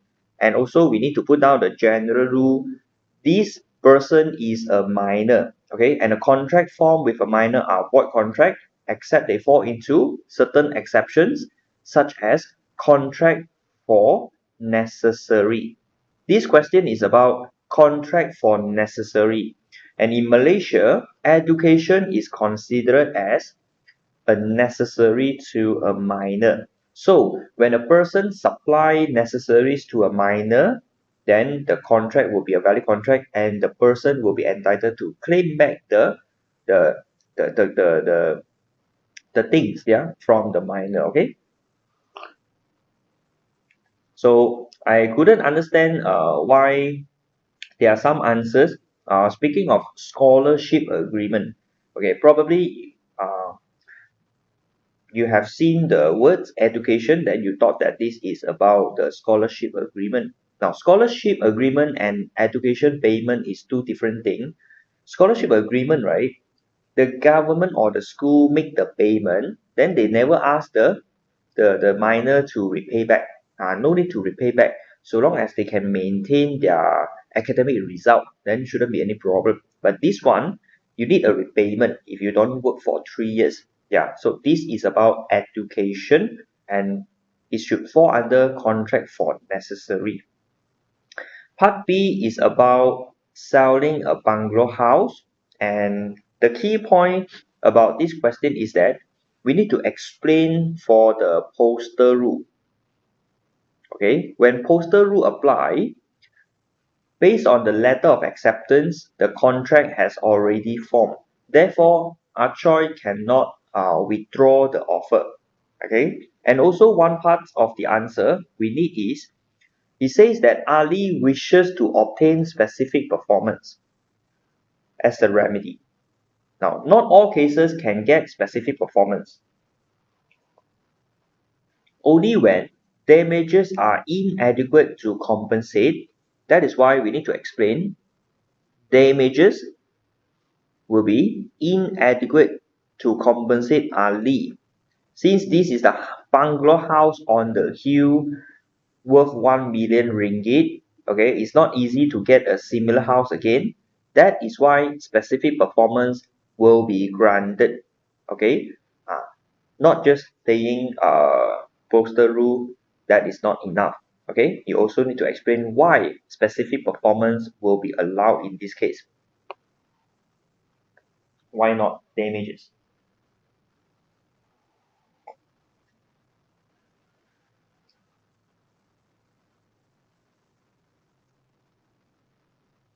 All right, that's it. Yeah, for the answers I will provide to you, okay, later on.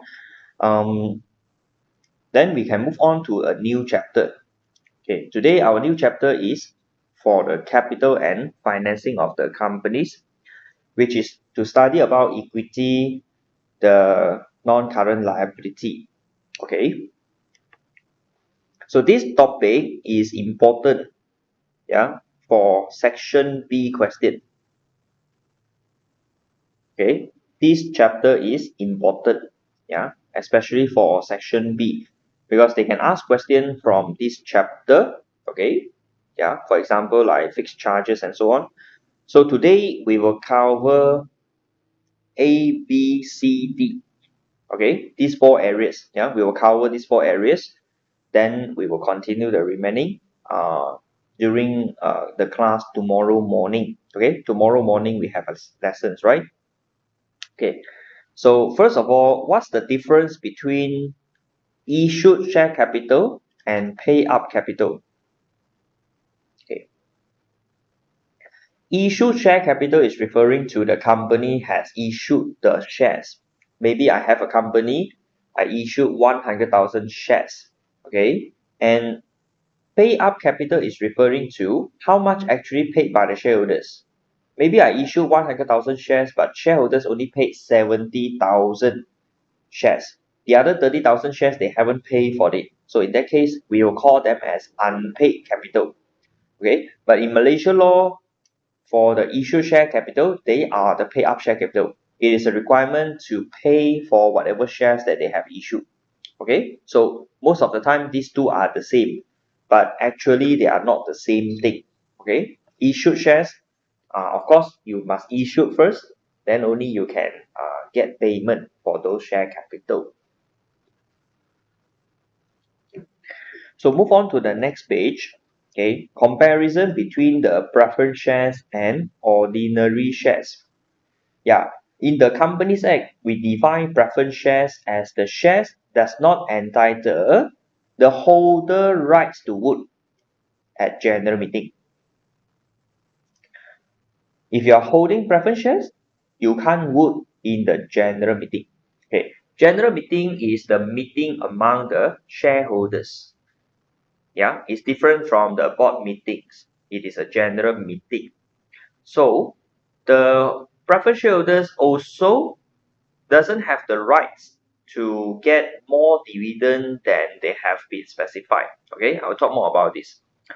So let's look at the comparison in summary.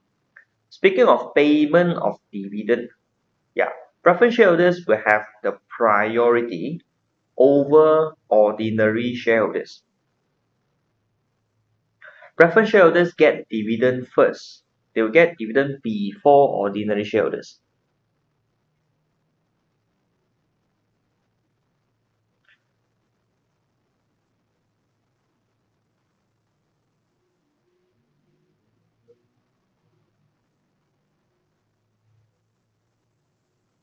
Okay, in priority over ordinary shareholders, whereas for ordinary shares, the shareholders will get dividend after preference shareholders. Okay, this one is after preference shareholders. In terms of the rate of dividend, fixed dividend for the preference shareholders. Okay, fixed dividend. Now, for your information, if a company wanted to issue preference shares, the company must have adopted a constitution. Okay, so why we must have constitution if you want to issue preference shares? Preference shares is not something that is very normal. Okay, preference shares is a bit special case that you issue the shares, but at the same time you want to have some control over the rights of the holders. So you don't want the holders having the same rights with the ordinary shareholders, but you want the money from them. So in the constitution, you must specify what is the right for the preference shareholders, how much dividend that they are taking. Okay, so you must have a constitution, then only you can write down the terms that you want for the preference shareholders. Yeah, so I put down a note here. A company must adopt a constitution if the company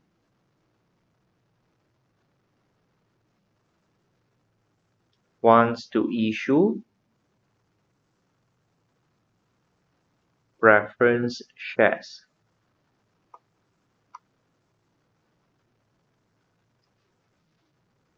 So the rate of dividend is actually specified in the constitution. 1 year 6%, yeah, or 8%, for example. So it depends on the scenario. Whereas for ordinary shares, there is no fixed rate of dividend. Yeah, it is declared by directors. If directors say this year no dividend, then that means no dividend. Yeah, it depends on the directors.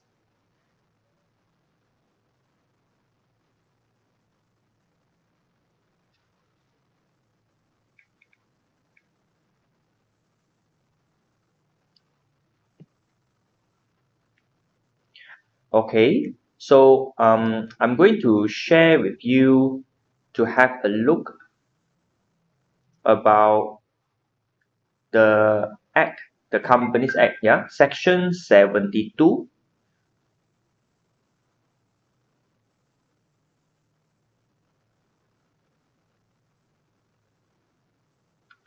Okay, Section 72, preference shares, subject to its constitution.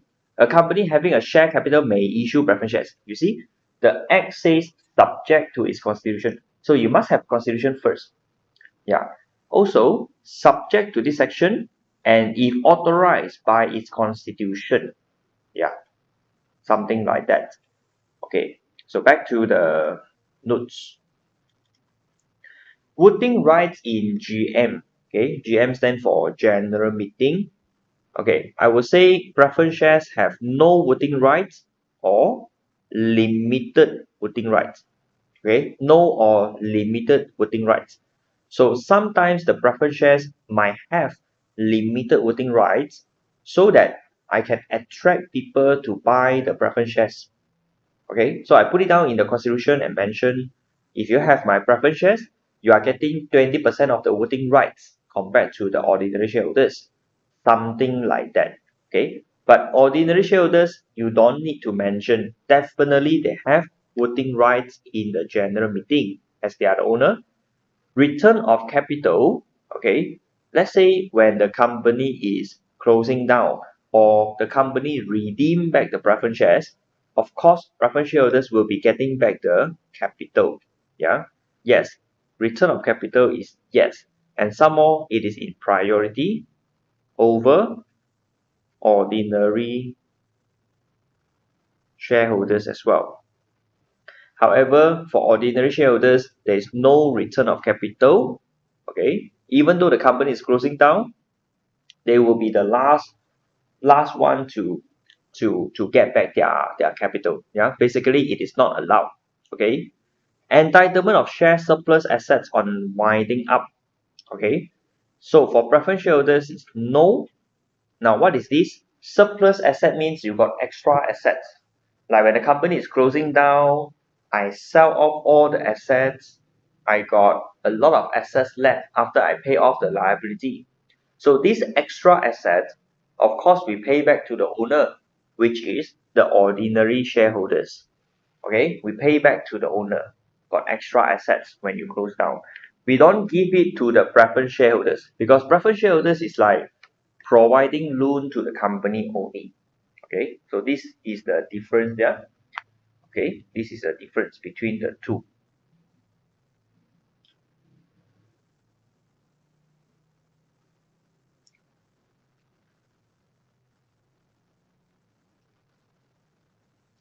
So let's move forward to the next area. We talk about class rights. Okay, class right. What is class rights?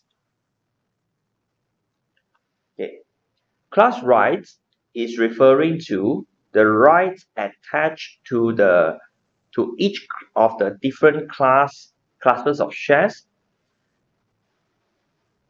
Okay, when you buy the shares, you are the ordinary shareholders, or you are the preference shareholders. Definitely, you have your rights. Okay, if you are the preference shareholders, you have your rights. Rights, for example, like you are having limited voting rights. Maybe you are ordinary shareholders, then you have the voting rights. You have the rights to receive dividend because you are one of the shareholders. You have the rights to get back the return of capital when liquidation takes place. Liquidation means you close down the company. You want to get back your capital, it's okay. This is your rights if you are the shareholders. Yeah, and also add one more, rights to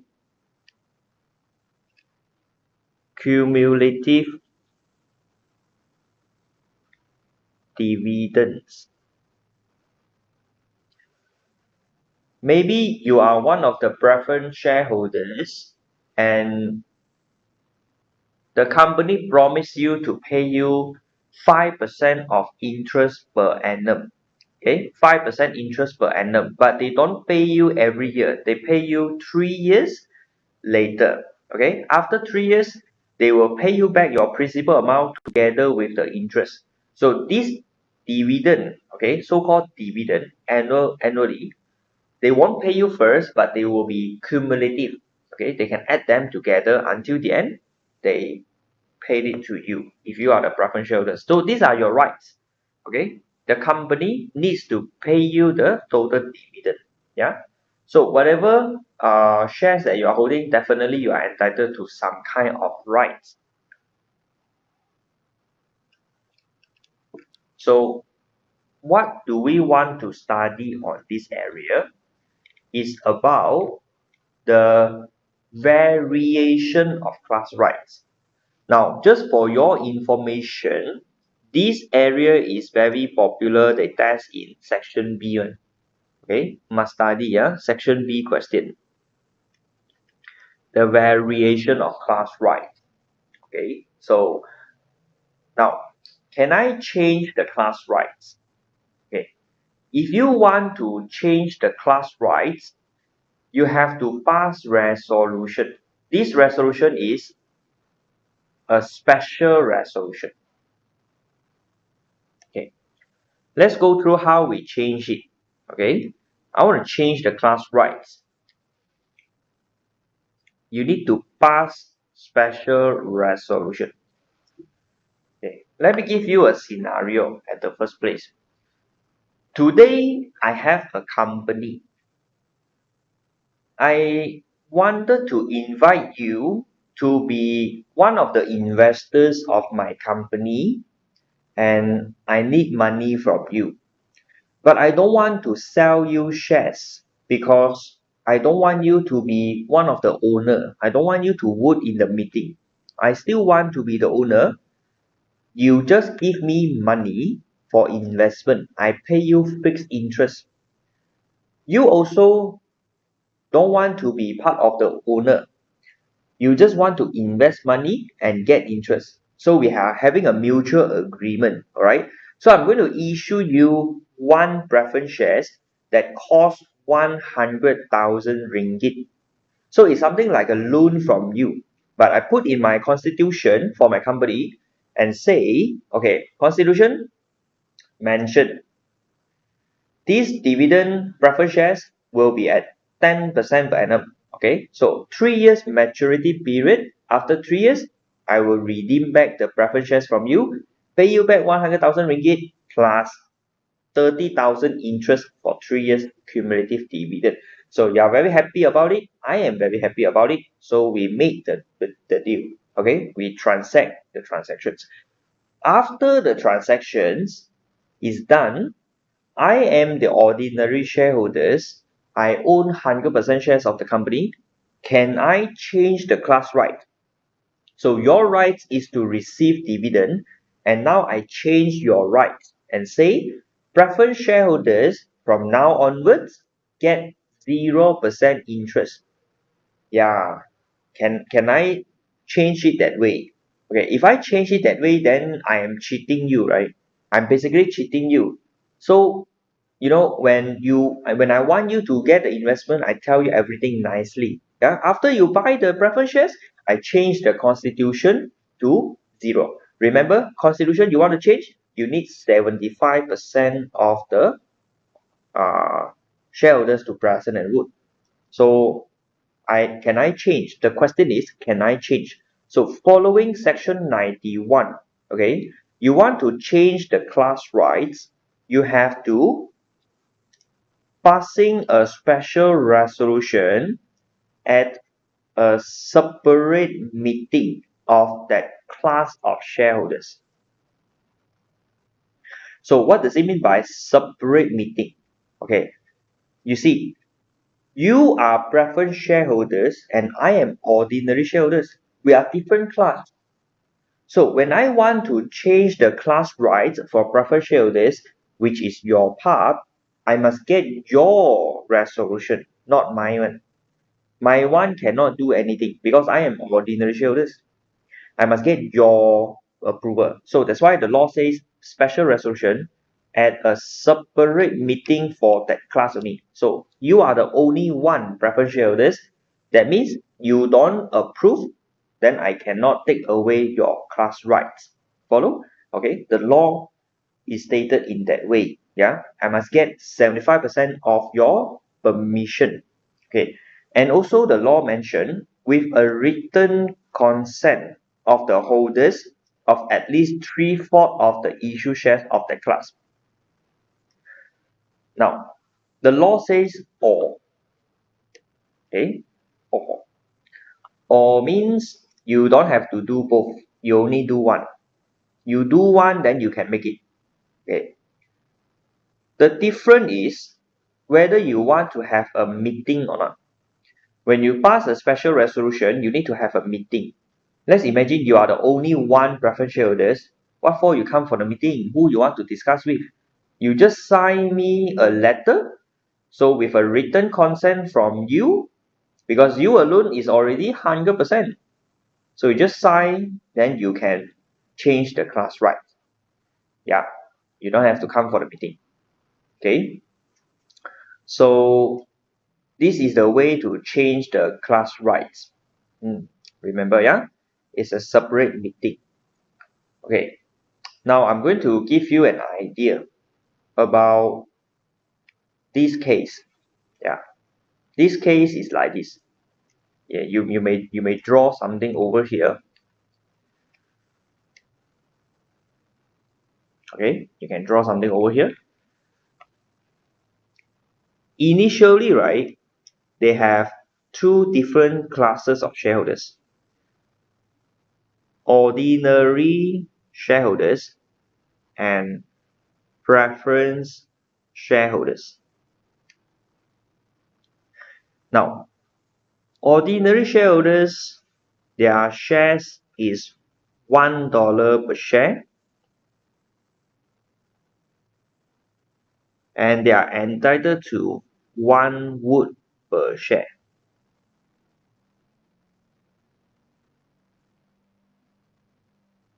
Okay, they are entitled to 1 wood per share. Preference shareholders also entitled to 1 wood per share based on their constitution. Okay, a bit special, yeah. The preference shareholders can vote in this company, so they also get 1 wood per share that they are having. Later on, right, the ordinary shareholders get a share split. Yeah, what they did was a share split 1-5. Okay, share split 1-5. Yeah, usually those company, especially for those companies that their share price is keep on increasing.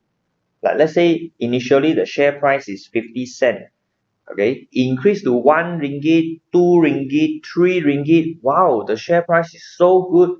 Of course, this kind of situation we seldom see in the recent years lah. Yeah, and the last time was the growth market, right? now a bit hard to see the share price increase so fast. Okay, when share price increase a lot, most of the time the company might want to consider about share split. One share become 10 shares, they divide it. Okay, let's say your share price is 3 ringgit per share, you divide it, you get 30 cents per share, which entitle the public to buy it easier. Okay, easier to buy lah. 30 cents is cheaper. But if you want to buy at 3 ringgit, maybe very expensive, some public don't want to buy one. So they did the share split, one shares become 5 shares. The effect is now they have 5 shares. Initially they got 1 shares, now they got 5 shares. So after the change, right, they got 5 woods from 5 shares.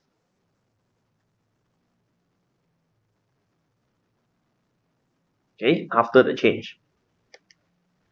These preference shareholders, they are not happy. They say, oh, previously in the meeting, you got 1 wood, I have 1 wood. We are the same level, 50-50. Now you did the share split, 1 wood per share is still there, but you got more shares now. Okay? Initially you got 1 wood, now you become 5 woods. But you didn't buy extra shares, you just become 5 woods. So the preferred shareholders feel that their voting power in the general meeting has been distorted. Okay, very much lower compared to the previous one. So the preferred shareholders say, hey, like that, I don't have any rights. So they say that my class rights has been varied. So you didn't ask for my permission. You didn't pass special resolution among preference shareholders only. Therefore, preference shareholders say this is not correct. Okay, this change in the class rights should have the special resolution. Otherwise, they want to void their share split. Okay, the court says, okay, underline this word.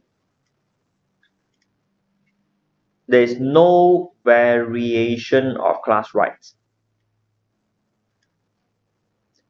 Yeah, variation of class rights means you make changes to the class rights. Okay, if you got changes, you must do these steps, pass special resolution. But why?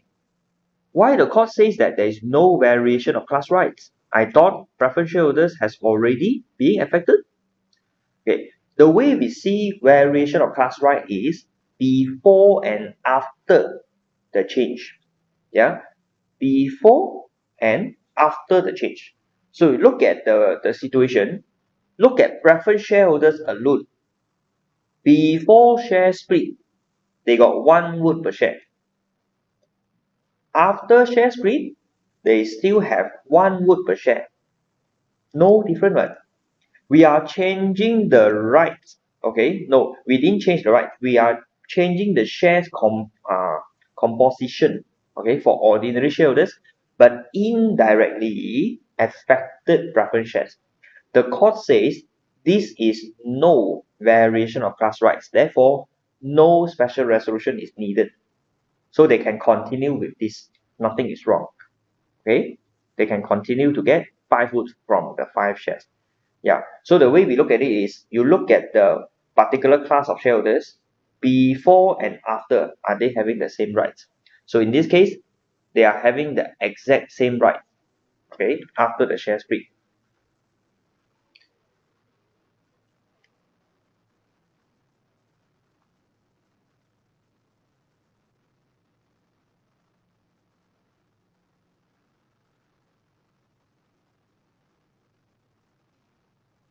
Exact same rights after the share split.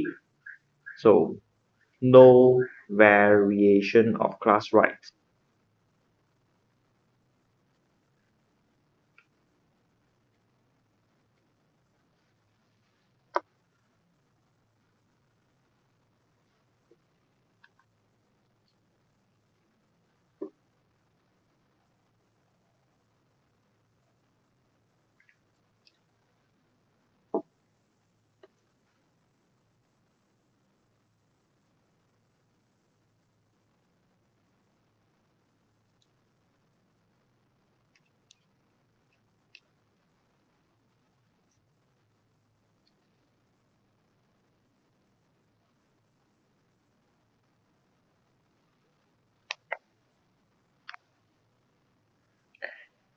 Okay, go back to the scenario. Another one word is this.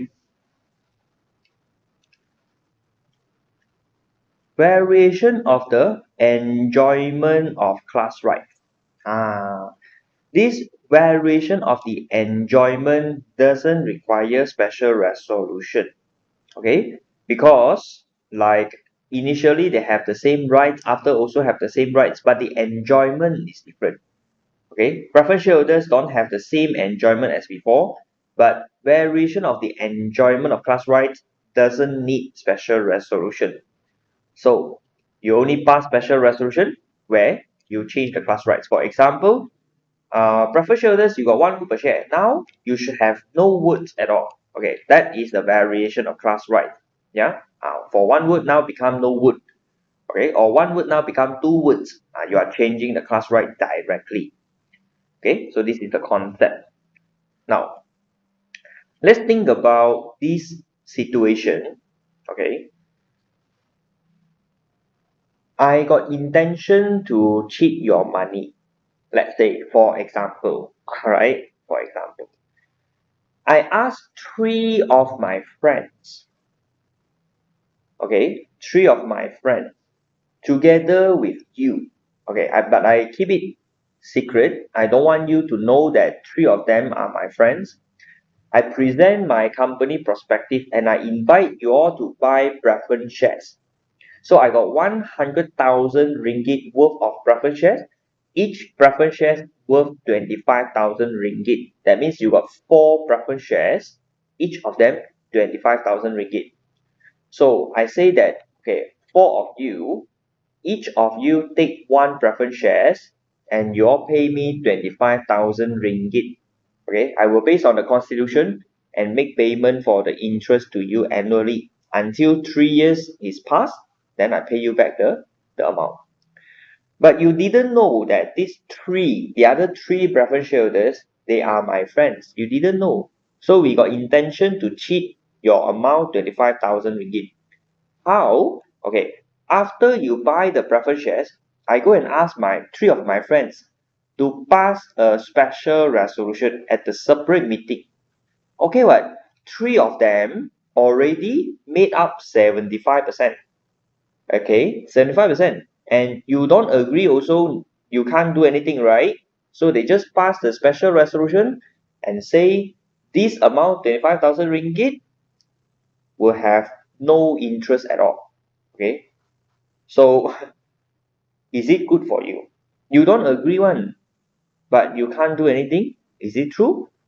Of course not. Yeah, if that is the case, where got people want to invest, right? The company side is here because we want to promote investment.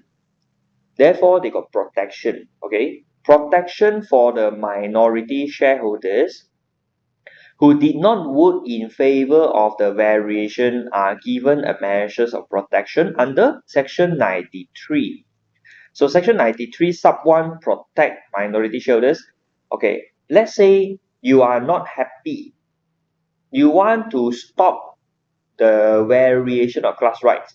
Let's say the 75% of them, the 3 of them, pass a resolution say I can get 0% interest. I don't want any interest. Preference shareholders, no interest. You don't want this. You want to cancel the variation. Okay, you can do that. First condition is you must be the holders of not less than in the aggregate than 10% of the issue shares of that class. Okay, now look at the keyword in the aggregate. Aggregate means you combine.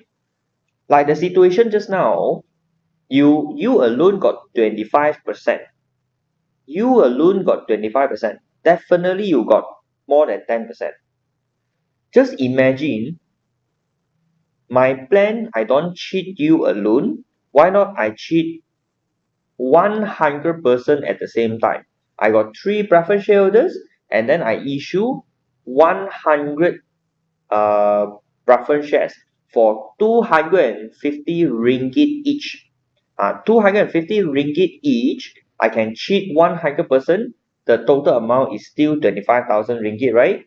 Okay, can they cancel the variation? The law says if you can group all the holders in aggregate, they didn't mention you must alone having 10%. No, the law says you're combined together. Minority shareholders, you got 0.5%, 0.3%, never mind. Combined together, anyone that is not happy, combine, you get 10%, you can apply to the court to have the variation cancelled. And this application must be made within 30 days after the consent was given. Yeah, you cannot delay for too long because once the company passes a special resolution, you have to know about it. Okay, so within 30 days, must submit the application to the court. Of course, the court is very busy. Yeah, they can't do things so soon, That's why when you file the application, the moment when you file the application, the variation will be of no effect until confirmed by the court. Yeah, you just need to file the application only. Okay, you just need to file the application. Then this variation will be having no effect. So the 3%, like I got intention to cheat you, to cheat your money, I can't do that. Because once you file an application to the court, the special resolution earlier has no effect until the court decides later. Okay, so the court will decide, or is it really injustice? Yeah, if that is the case, the court might want to cancel the variation. Okay, so this is the protection for the minority shareholders. Yeah,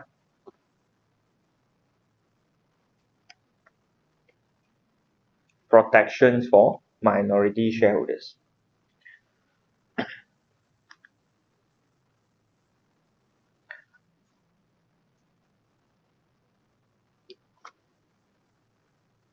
Okay, right below here we are having a short scenario again. Okay, it says the articles. Yeah, articles are referring to the constitution. Modification of class rights clause that stipulated that the approval of shareholders had to be obtained. So the company proposed to make bonus issues to existing ordinary shareholders. Preferred shareholders don't get bonus issue. Bonus issue are free shares. Okay, let's say you got one shares on hand right now. You got one shares, I free you one shares. That's called 1-to-1. If you got 3 shares, I give you one free shares. That is 3-to-1 bonus issue. So bonus issue is like giving free shares to ordinary shareholders. So imagine, right? The more shares that you get for free, the more voting powers that you have as an ordinary shareholders. So when you have more voting power, indirectly means the preferred shareholders will have less voting power because they don't get the bonus issues like ordinary shareholders get. So preferred shareholders are not happy. They say, hey, you never pass special resolution. But the court denied. Okay, court says no. Preferred shareholders, your rights before the bonus issue and after the bonus issue to the ordinary shareholders is the same one. Okay, the rights before and after is the same. So there is no variation of class rights. Yeah, this is merely a variation of enjoyment of class rights. Okay, so class, this is the topic for the variation of class rights. Yeah, must get ready for the in case examiners want to ask you on this area.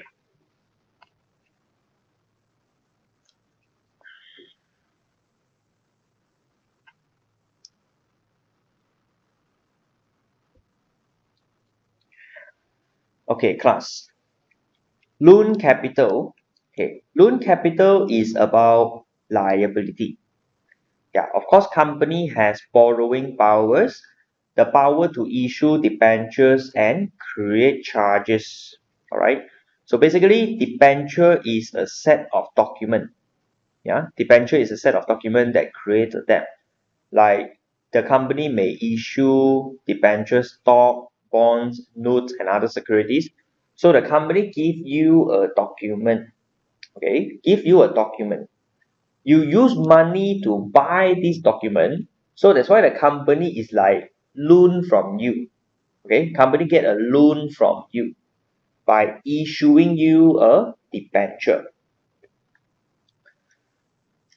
So this is a loan capital. To the company, it is a liability, right? Now, how about preference shares? Okay, if you talk about preference shares, under the law, preference shares is also part of the equity. It's just that in accounting, we use substance over form. Okay, substance over form concept tells you if the thing looks like a loan, then you should treat it as a loan. For example, preference shareholders which are redeemable one. Redeemable preference shares means the company have to pay back to the preference shareholders 1 day later uh, to buy back the preference shares. Is like pay back the loan amount with the interest. So in accounting, you treat preference shares as non-current liability. Okay, of course, if it is for irredeemable preference shares, the preference shareholders never get back their money. In that case, you will treat it as equity. So in accounting, you base on the nature of the thing to recognize it. But in law, preference shares is an equity. Okay, then comes to loan capital like debenture. What's the differences over here? The shareholders is basically referring to the members. They are the owner of the company. Yeah, they are members. Whereas debenture holders are creditors. Okay? They are creditors. They are not a shareholder. Voting rights. Yes, shareholders have voting rights. Definitely, debenture holders have no voting rights. They are just creditors. Okay? You can enforce constitution for the shareholders, but debenture holders cannot because they are outsider. Okay? They are outsider. Payment mode. Okay, for shareholders, we pay them dividend. But debenture holders, we pay them with the interest. In terms of the conversion, shares cannot be converted to debentures. But convertible debentures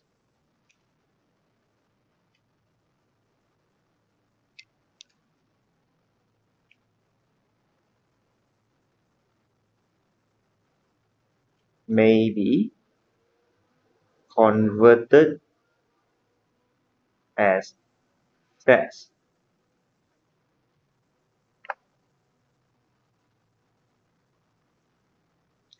Okay, convertible debentures may be converted as shares.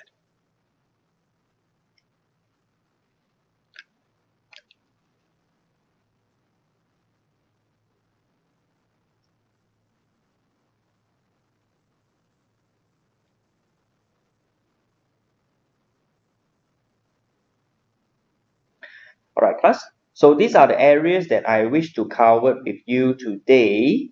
And the next part is about fixed charge and floating charge. Oh yeah. So this area I will cover with you by tomorrow morning. Yeah, we have a lessons on tomorrow morning, 9:30 to 12:30. Yeah, this is also one of the important area that always tested in the exam, but I don't wish to cover it right now. Yeah, we will cover this tomorrow morning, and then for the specimen exam questions, yeah, we will try some questions by tomorrow lessons as well. Yeah, so before we end our sessions today, yeah, do you have any questions to ask? Anything to ask before we end the sessions?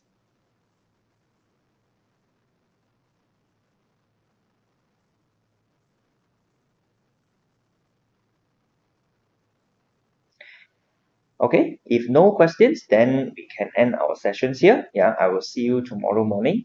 Thank you. Have a good night. Thank you.